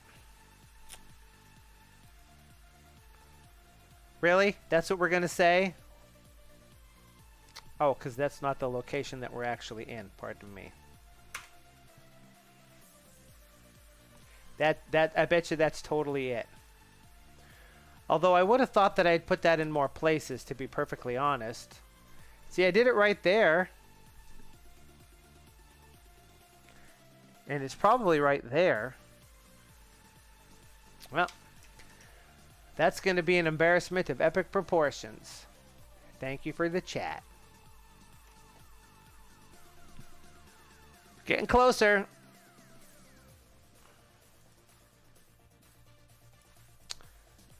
Okay.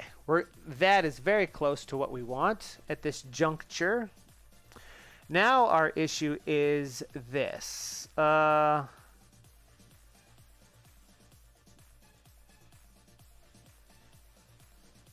What is it actually trying to run?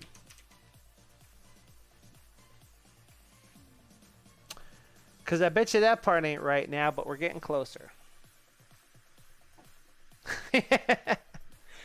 Yeah, that'll totally do a thing. No, this is why rubber ducking is totally a thing. No, one more. Looking at that, the supposition is that server path is the entire server, and this is the argument that you pass it. So if that's not how that works, because this is just the server binary path, how to find the server binary path is that, right? Because what we actually need to run is quicklint with minus LSP cranked onto the end of it. Now we can say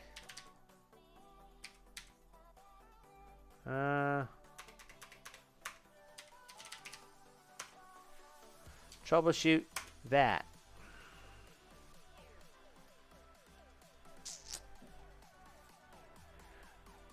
Oh no.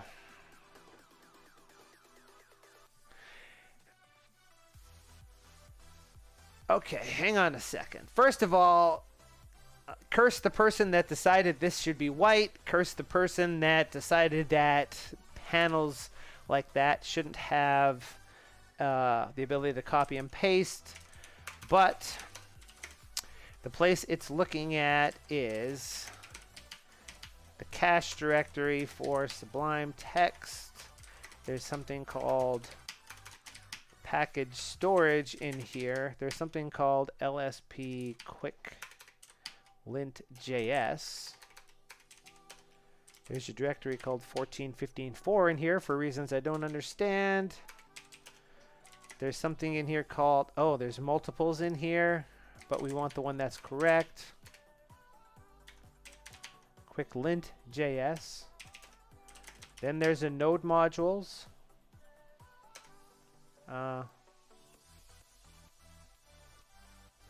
Then there's a quicklint.js.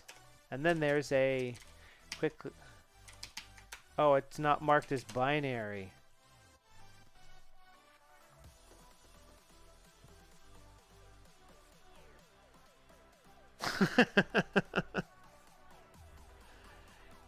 Yeah, mine too. I have to look right at it. Yeah, I would imagine so. I thought I was using Node version 16, but yeah. I'm using Node.js version 16, not Node.js version 14, but whatever. It's mad about it because it might think that it's... I mean, it's definitely a... let's peep this.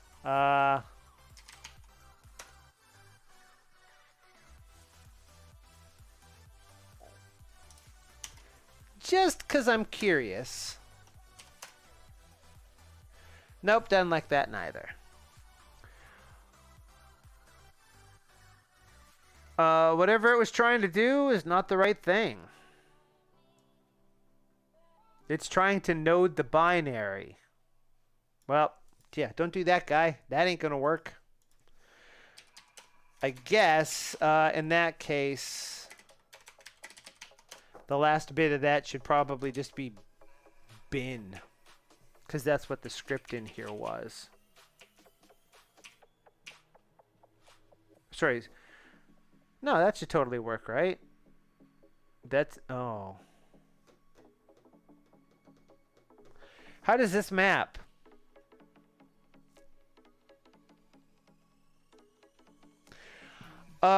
Just because that's what it was named here. But yeah, that's pretty much the next thing. I would be used to this having a script in here for that, so I'm not sure what that is specifying, but I guess that's pretty much the only thing we got left to us at this point. I wish I could stop doing that because that's irritating. Also, what I'm gonna do is quit and whoops, don't do that.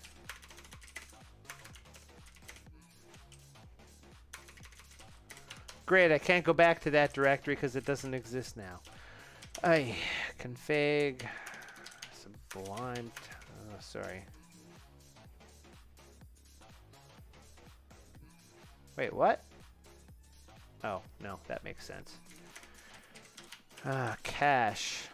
Forgot what I was doing. Package storage, RM minus RF, LSP, quick lint.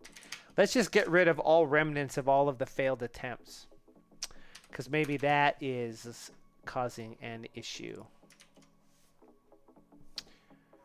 Then we go to here. Doesn't like it, and troubleshoot. Avert your eyes. Now. Cannot find module. Quicklint.js.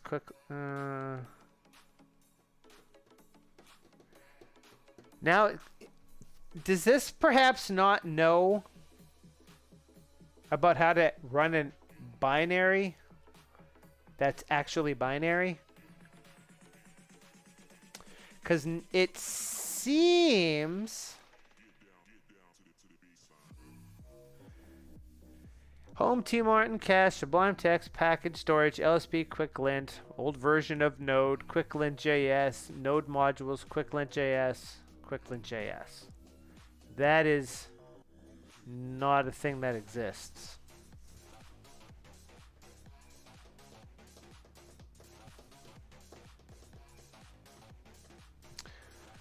When in doubt, document it out.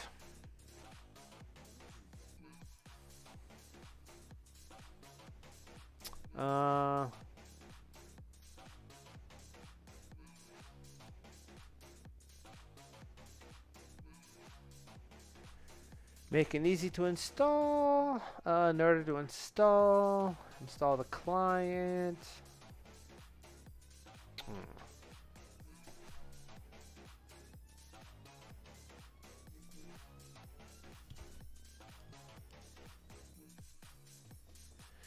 The Vim plugin only uses Quicklint.js if it's globally installed. Now that doesn't really help, does it? Such as it is. Whoops, too far. That's not an option for here because they don't know that that's actually a thing that can happen as of yet. I guess for our purposes here,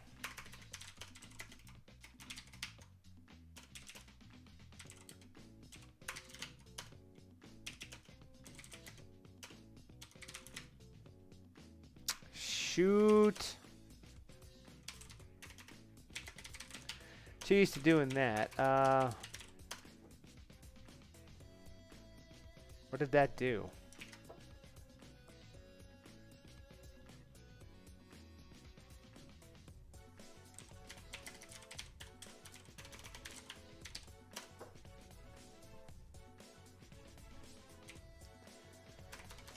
Yeah, because there's not a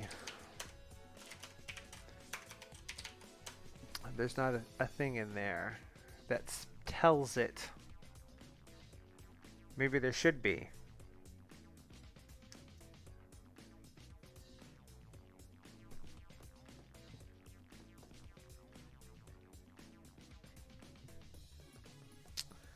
I can.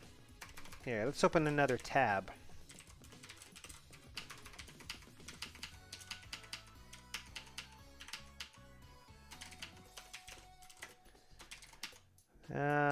There's the package. There's the directory that it threw stuff into. There's that. And they're going to node modules. There's something called quicklint.js, and I need to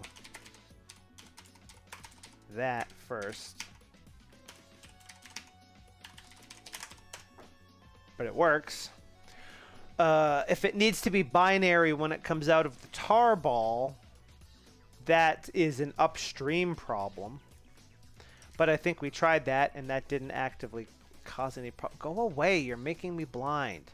Yeah, that doesn't actively stop anything. So whatever it's trying to do to execute it is slightly different than what we're doing to execute it.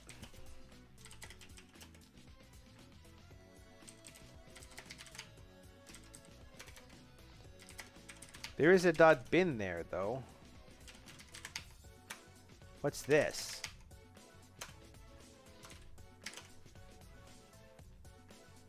Ah.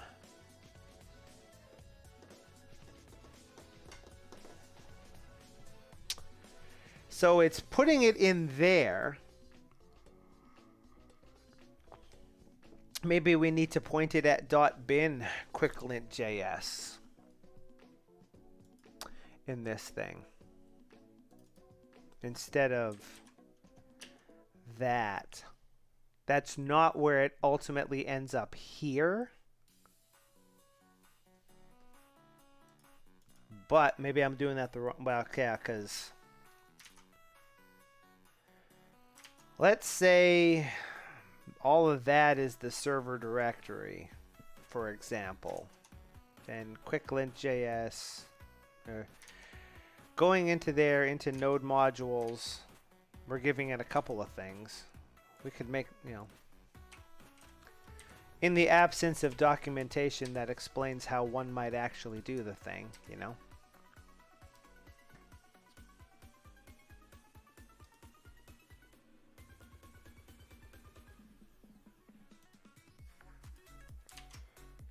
That's not logging anything, but what we can do is LSP.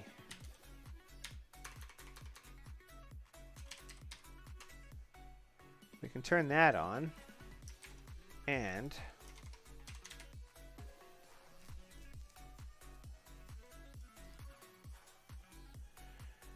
log communications to and from language servers.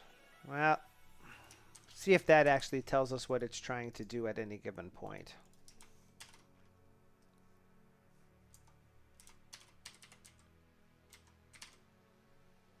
That's the wrong package. Well, let's just quit and restart, because that's probably the easiest way to pull that off.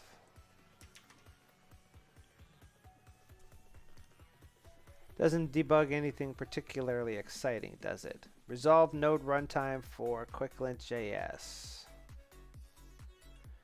Finding old version of node, finding old version of npm, problem to be resolved later. And this is what it's trying to start.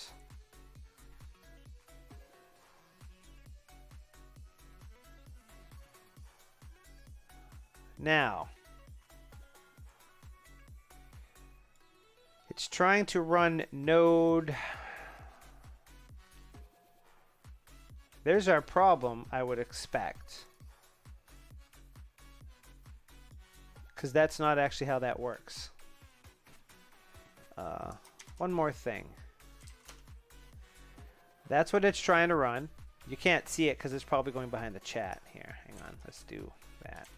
So we can actually see this thing. We're going long. Gird your loins because we're going long. It's going to run Home to Martin Cache, Sublime Text, Package Sort, LSP Quicklint, the version of Node, Quicklint, Node modules, bin, Quicklint JS, and no such. Oh,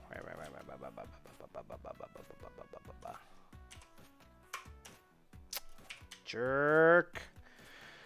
Don't do that, fingers. Do what I want you to do and not what you think you should do.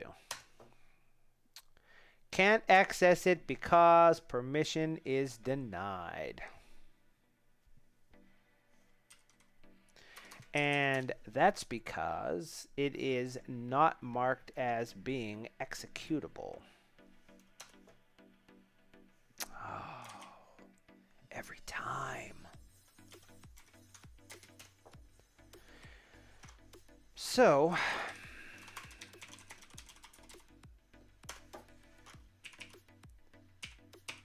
try to run it, expected a file name. So, if that's the case,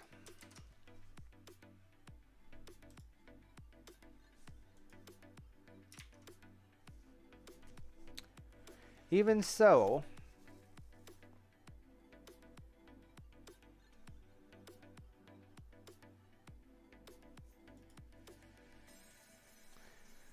it tried to start that and got mad.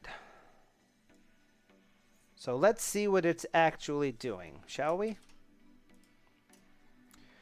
It's trying to run old version of Node. It's trying to pass it the name of a binary, which I'm gonna guess doesn't work.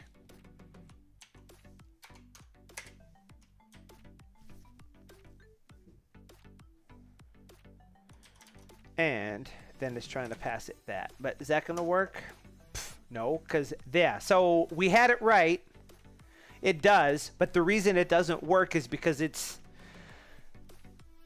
what we've given it is a binary. But what it needs is something it thinks it can execute via Node.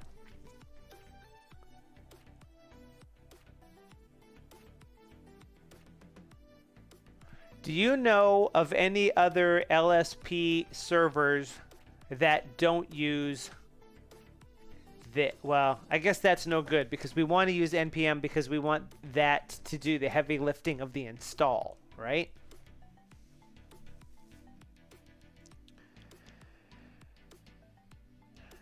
So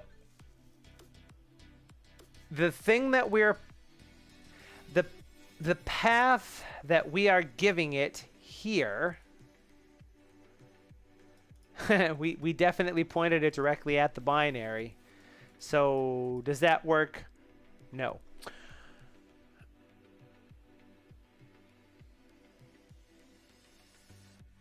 Ironically that it's calling it the binary path.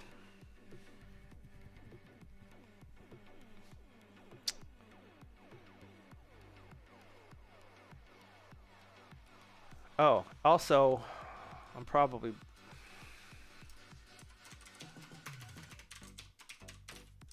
screwing all kinds of crap up with doing that. Oh, let's do that too. I mean, all else being equal, I probably shouldn't be using the same class name. Hey, look, now we broke it.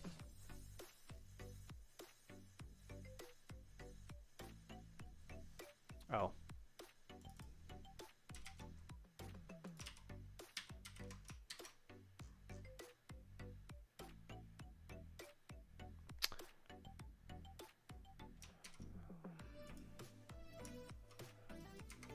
Mistakes were made, people. Mistakes were made.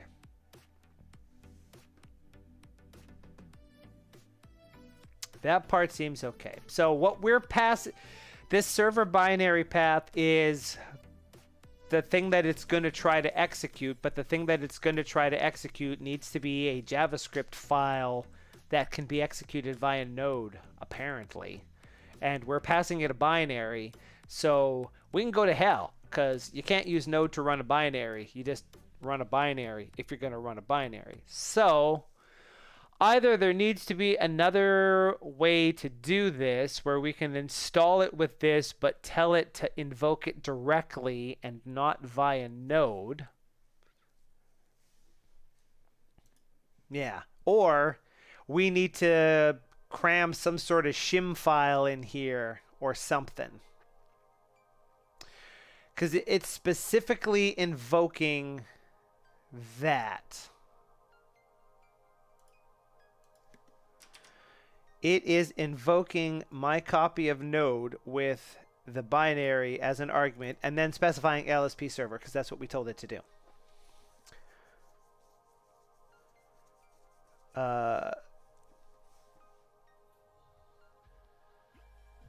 The real question is how you would use this in the general case.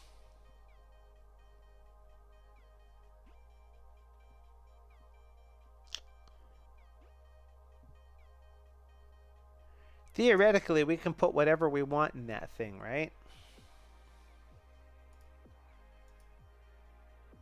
This may be a package for an or a problem for another day, but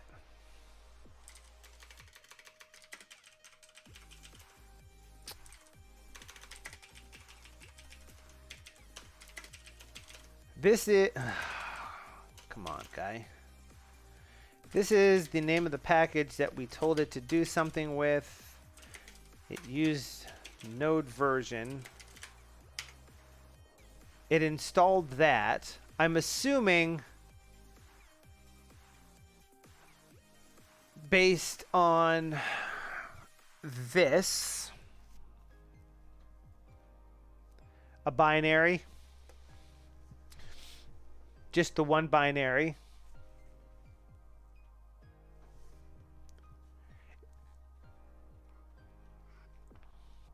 I think it's such that you can use yarn or npm to execute it directly from inside of there because it knows that there's a binary in the project.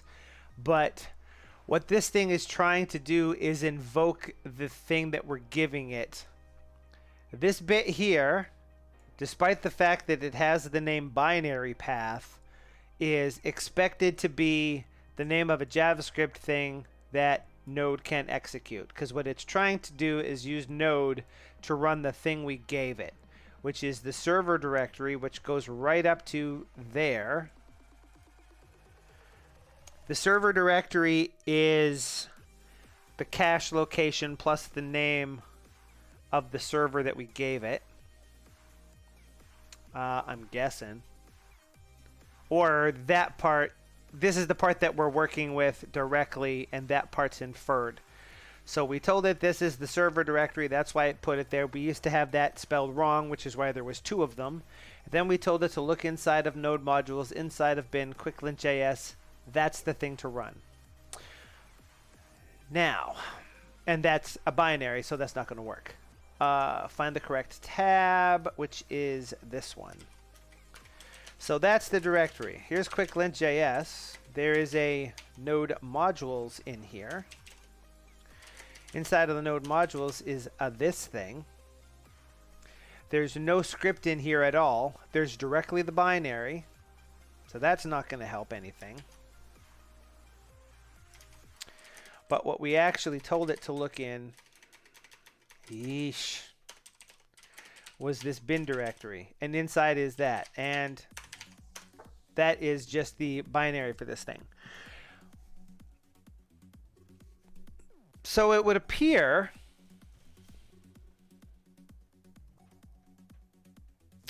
does it still use, the question is, does it use npm to install something?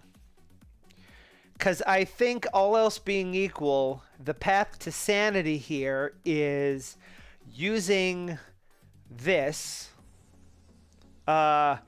this particular situation because it can npm install to get the appropriate binary for the system that it's on, because otherwise, you know, we would have to download all kinds of crap. On YouTube, unfortunately, you can't, because YouTube is a big old poo-poo duty head and they refuse to allow links through, even though I like it. However, if you're in my Discord, you can send a link there, or you can whisper it on Twitch too. I'll totally get that.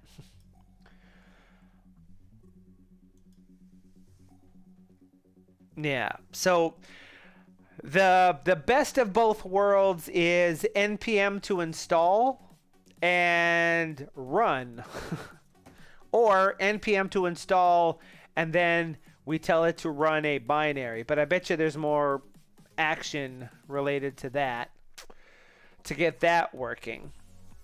The easiest possible solution would be if there was a JavaScript file that just invoked quicklint.js and passed it whatever arguments it got, and it was part of this.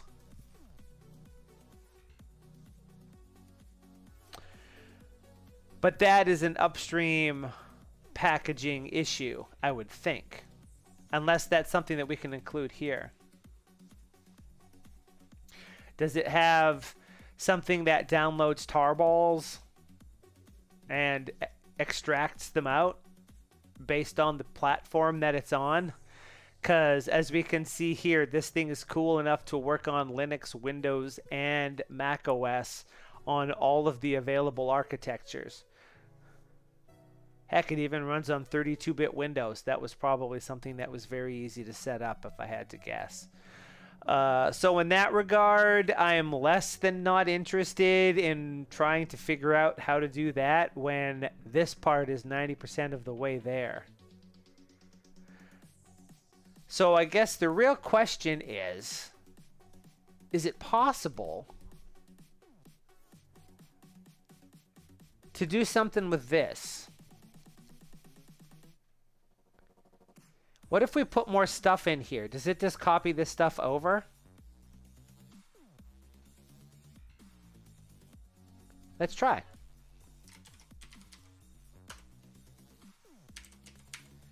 Testy testerson.js.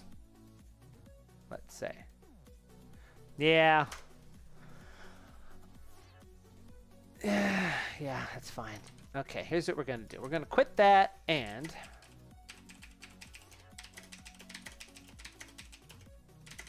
let's not go crazy here. Okay. Tree LSP quick lint. Oh no, don't do that. That'll be terrible. That'll be terrible. Hang on. Anything yet?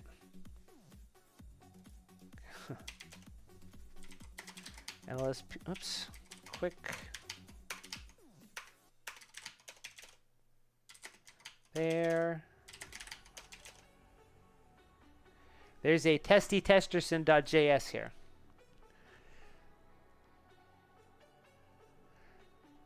So, how do you run an external process? Node modules and .bin. That is what we want.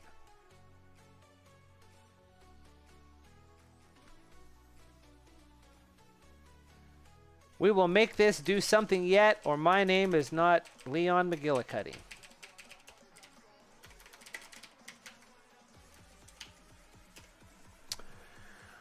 Yeah. You can stop doing something with that right now, because it's kind of a thing. Okay.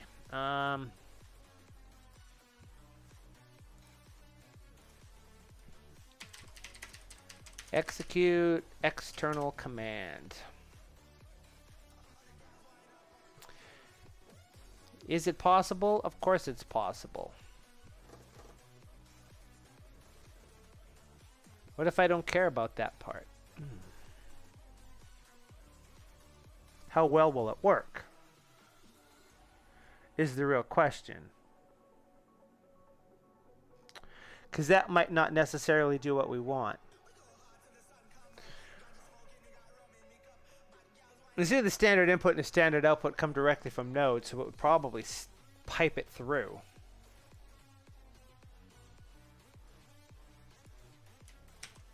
Just because I'm curious. Wrong file.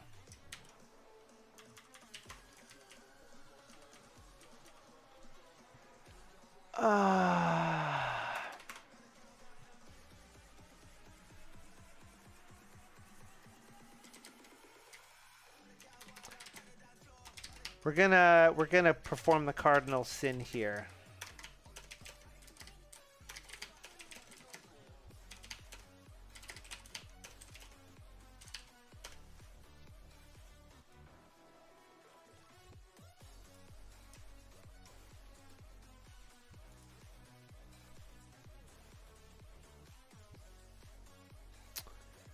Hey, Chihuahua. That clobbered it, didn't it? I knew it!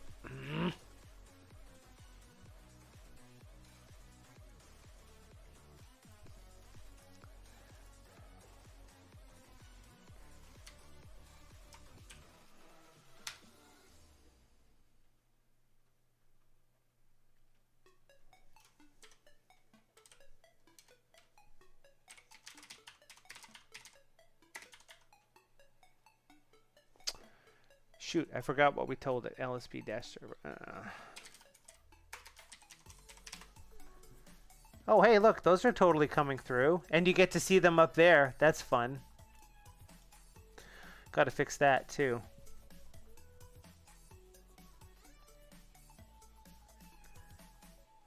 Bash files. Well, the thing is, the contents of the bin directory are stuff that's coming directly out of the package. I'm not necessarily sure that I have the ability to put something in there.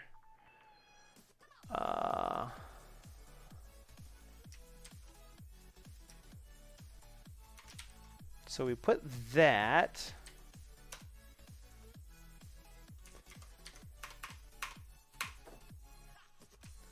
As a thing. Just because I'm curious, we need to, well, actually, I guess we need to blow that whole thing away to make sure that it goes across again, don't we? What are we in here?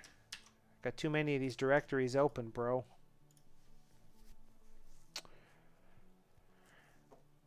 I don't think Node is, well, Node might do it, but I think this Python code is specifically trying to invoke it via Node.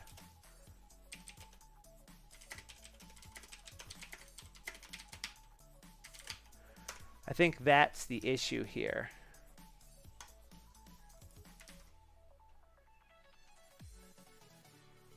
I know that didn't work. That's okay. The thing that we're checking here is, if we go into that directory and go into here,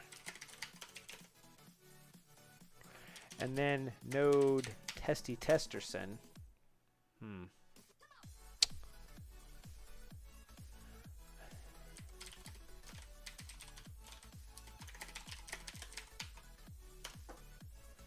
That may or may not actually be doing anything.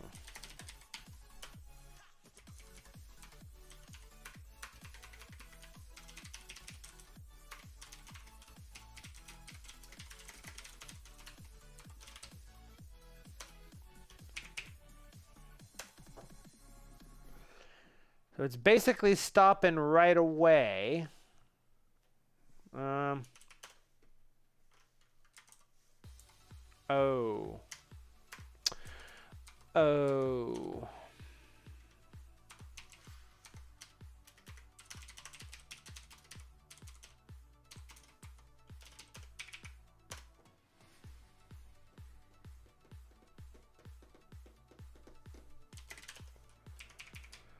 It's as smart as I thought it was.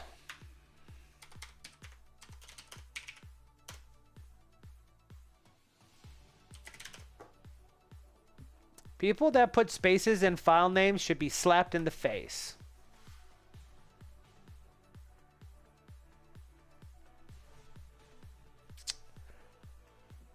Oh, let's see.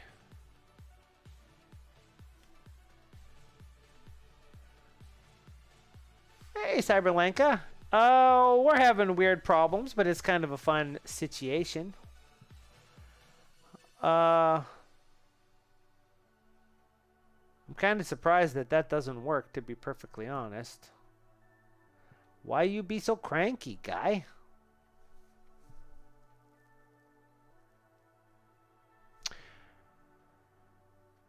In a node modules bin folder? Well, that's the intriguing question, isn't it?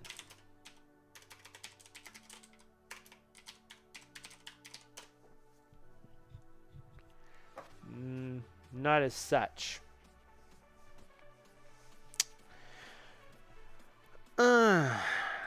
This may actually require talking to the people in the LSP server directory on the Sublime Text Discord to see what it is that they doing.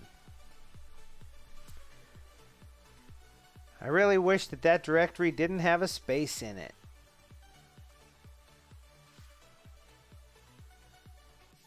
Cause how the hell do you quote something in there if you can't quote it with a quote character? Oh, because I'm doing it like an idiot?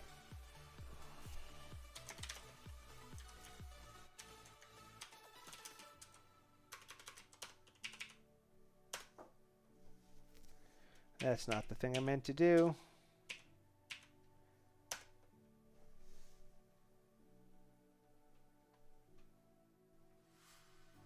Getting better.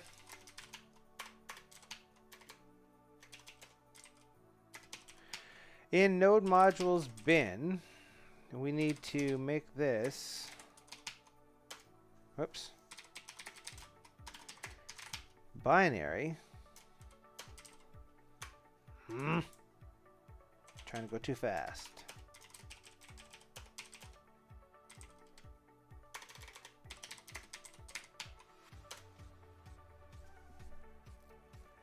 Hey, Cypher, hello.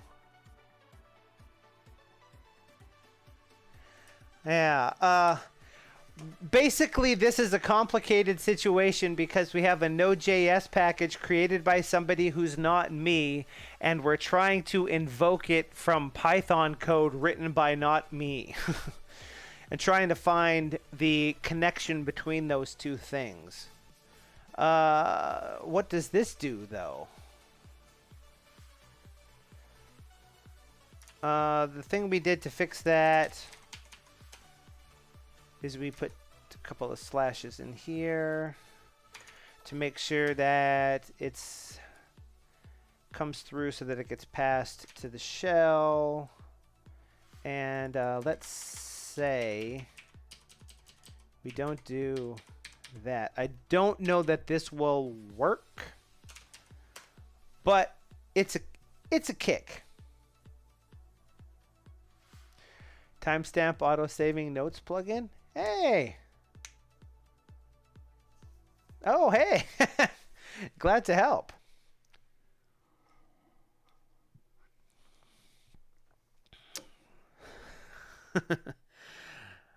Okay, let's see what happens here. Still?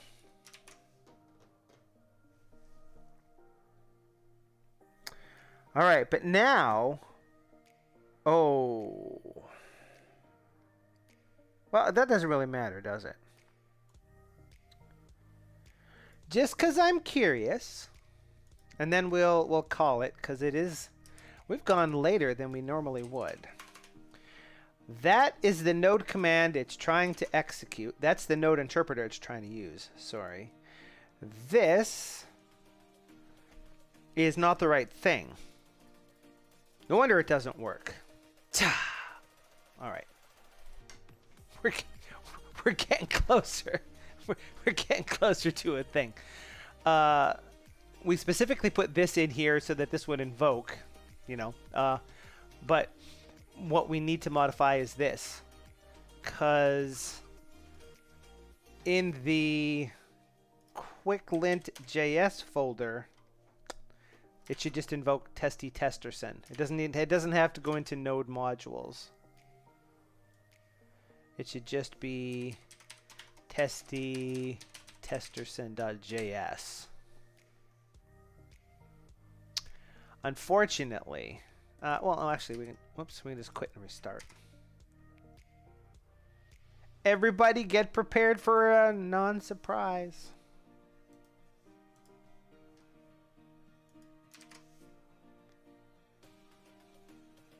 Okay, so that didn't work, but it's pretty close. So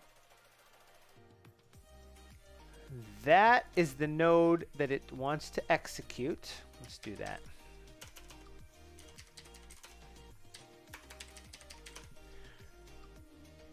The node it wants to execute, and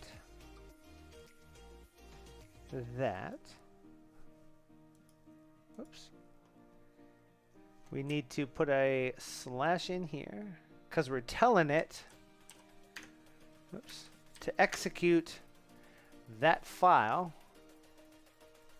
and we are telling it to throw on. Oh, I was doing that. We're telling it to throw on the -- LSP server argument.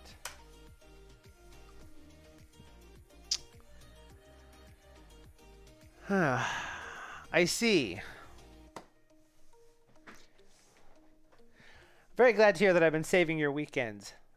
Cypher, if I'm pronouncing that correctly. I hope I am. Just earlier today, I would also help someone with another little plugin thing. This is fun stuff.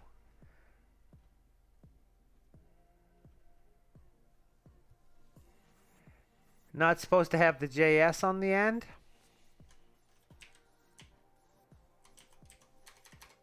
I would have thought it was supposed to.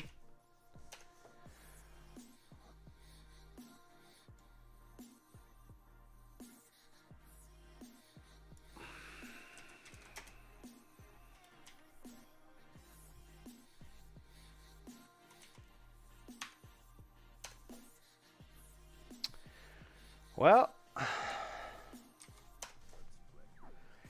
it's not lying. It doesn't exist. What the heck, man?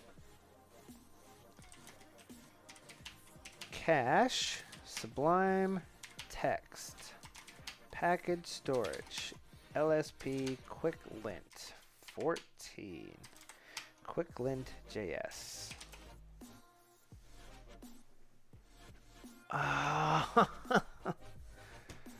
Hi. 100th time is the charm.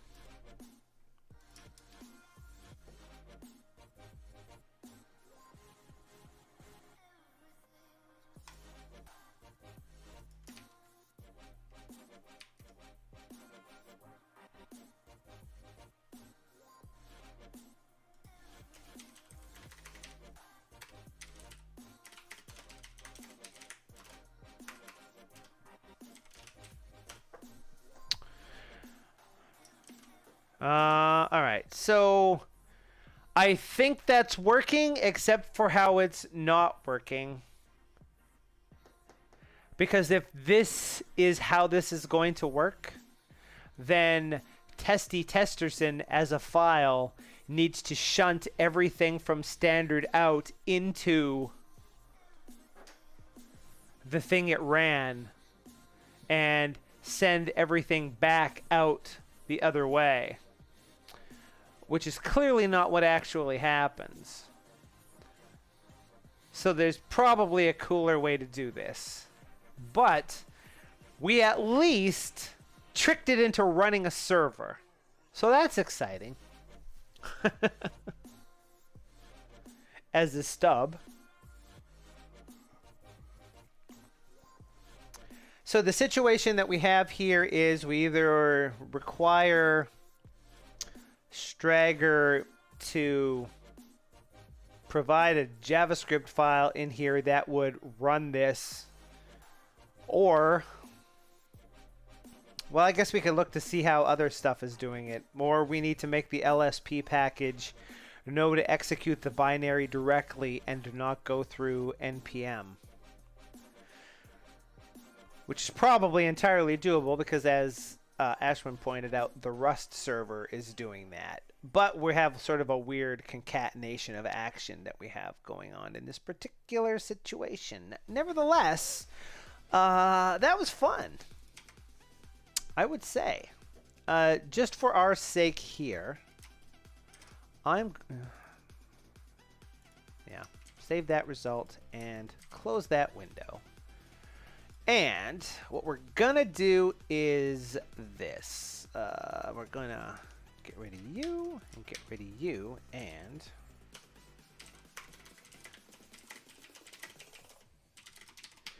we're going to move this to my home directory, like so. Maybe we quit this temporarily. We go to cache, Sublime Text, and package storage, and get rid of that. And we need to, pardon me, I forgot a situation that is required here. Dun, dun, dun. We need to copy temp bob, quick lint, bin, quick lint to home, local bin, and pref set for LSP. LSP user prefs.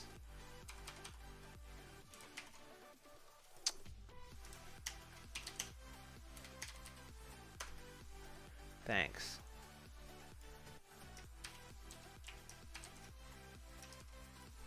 There.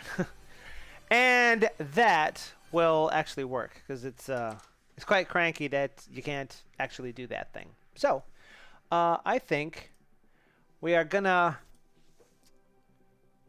try not to sneeze. Try hard not to sneeze. Think of biting an orange. Sorry. I pushed the wrong one, didn't I? My finger moved while I was sneezing. So I managed to mute the music so that you could really focus in on that sneeze. That's a heck of a thing. We're going to call it there for this evening, but this has been fun. I am going to actually run this LSP configuration here for the next little while, because I am working on this JavaScript code, which if you're interested, you can watch me work on live on Twitch. There should be links down in the description of the video below. Upcoming videos on the channel. Current plan to start them on April 1st, or as close to April 1st as we can get, because that's when I originally started doing videos a couple of years ago. I think I've had a long enough hiatus now. I can at least bring a video in to tell you about videos that are coming, although the schedule is going to switch up just a little bit. But the first things are going to be kind of related to this. This is the secret sauce that goes into videos on the channel. For topics that I'm not already familiar with, I do a lot of playing behind the scenes to get the knowledge I need to be able to create the tutorial videos for you guys. Thanks everybody for hanging out with me this evening as we played with this stuff. It was a good time. Thanks thanks Christopher for pointing out the obvious stupidness in what it was that I was doing initially, which got us to a point where we can almost get this thing going. Just 'cause, you know. It would be very interesting if we could make it easier for people to use this awesome tool by just installing a package without having to manually configure stuff. Although that is pretty easy on its own. In any case, we're going to call it for right here. Again, thank you everybody for hanging out. We'll see you next Monday right here for a stream or on Twitch. And until then, I would like you all to please have a sublime week. Good night, everybody.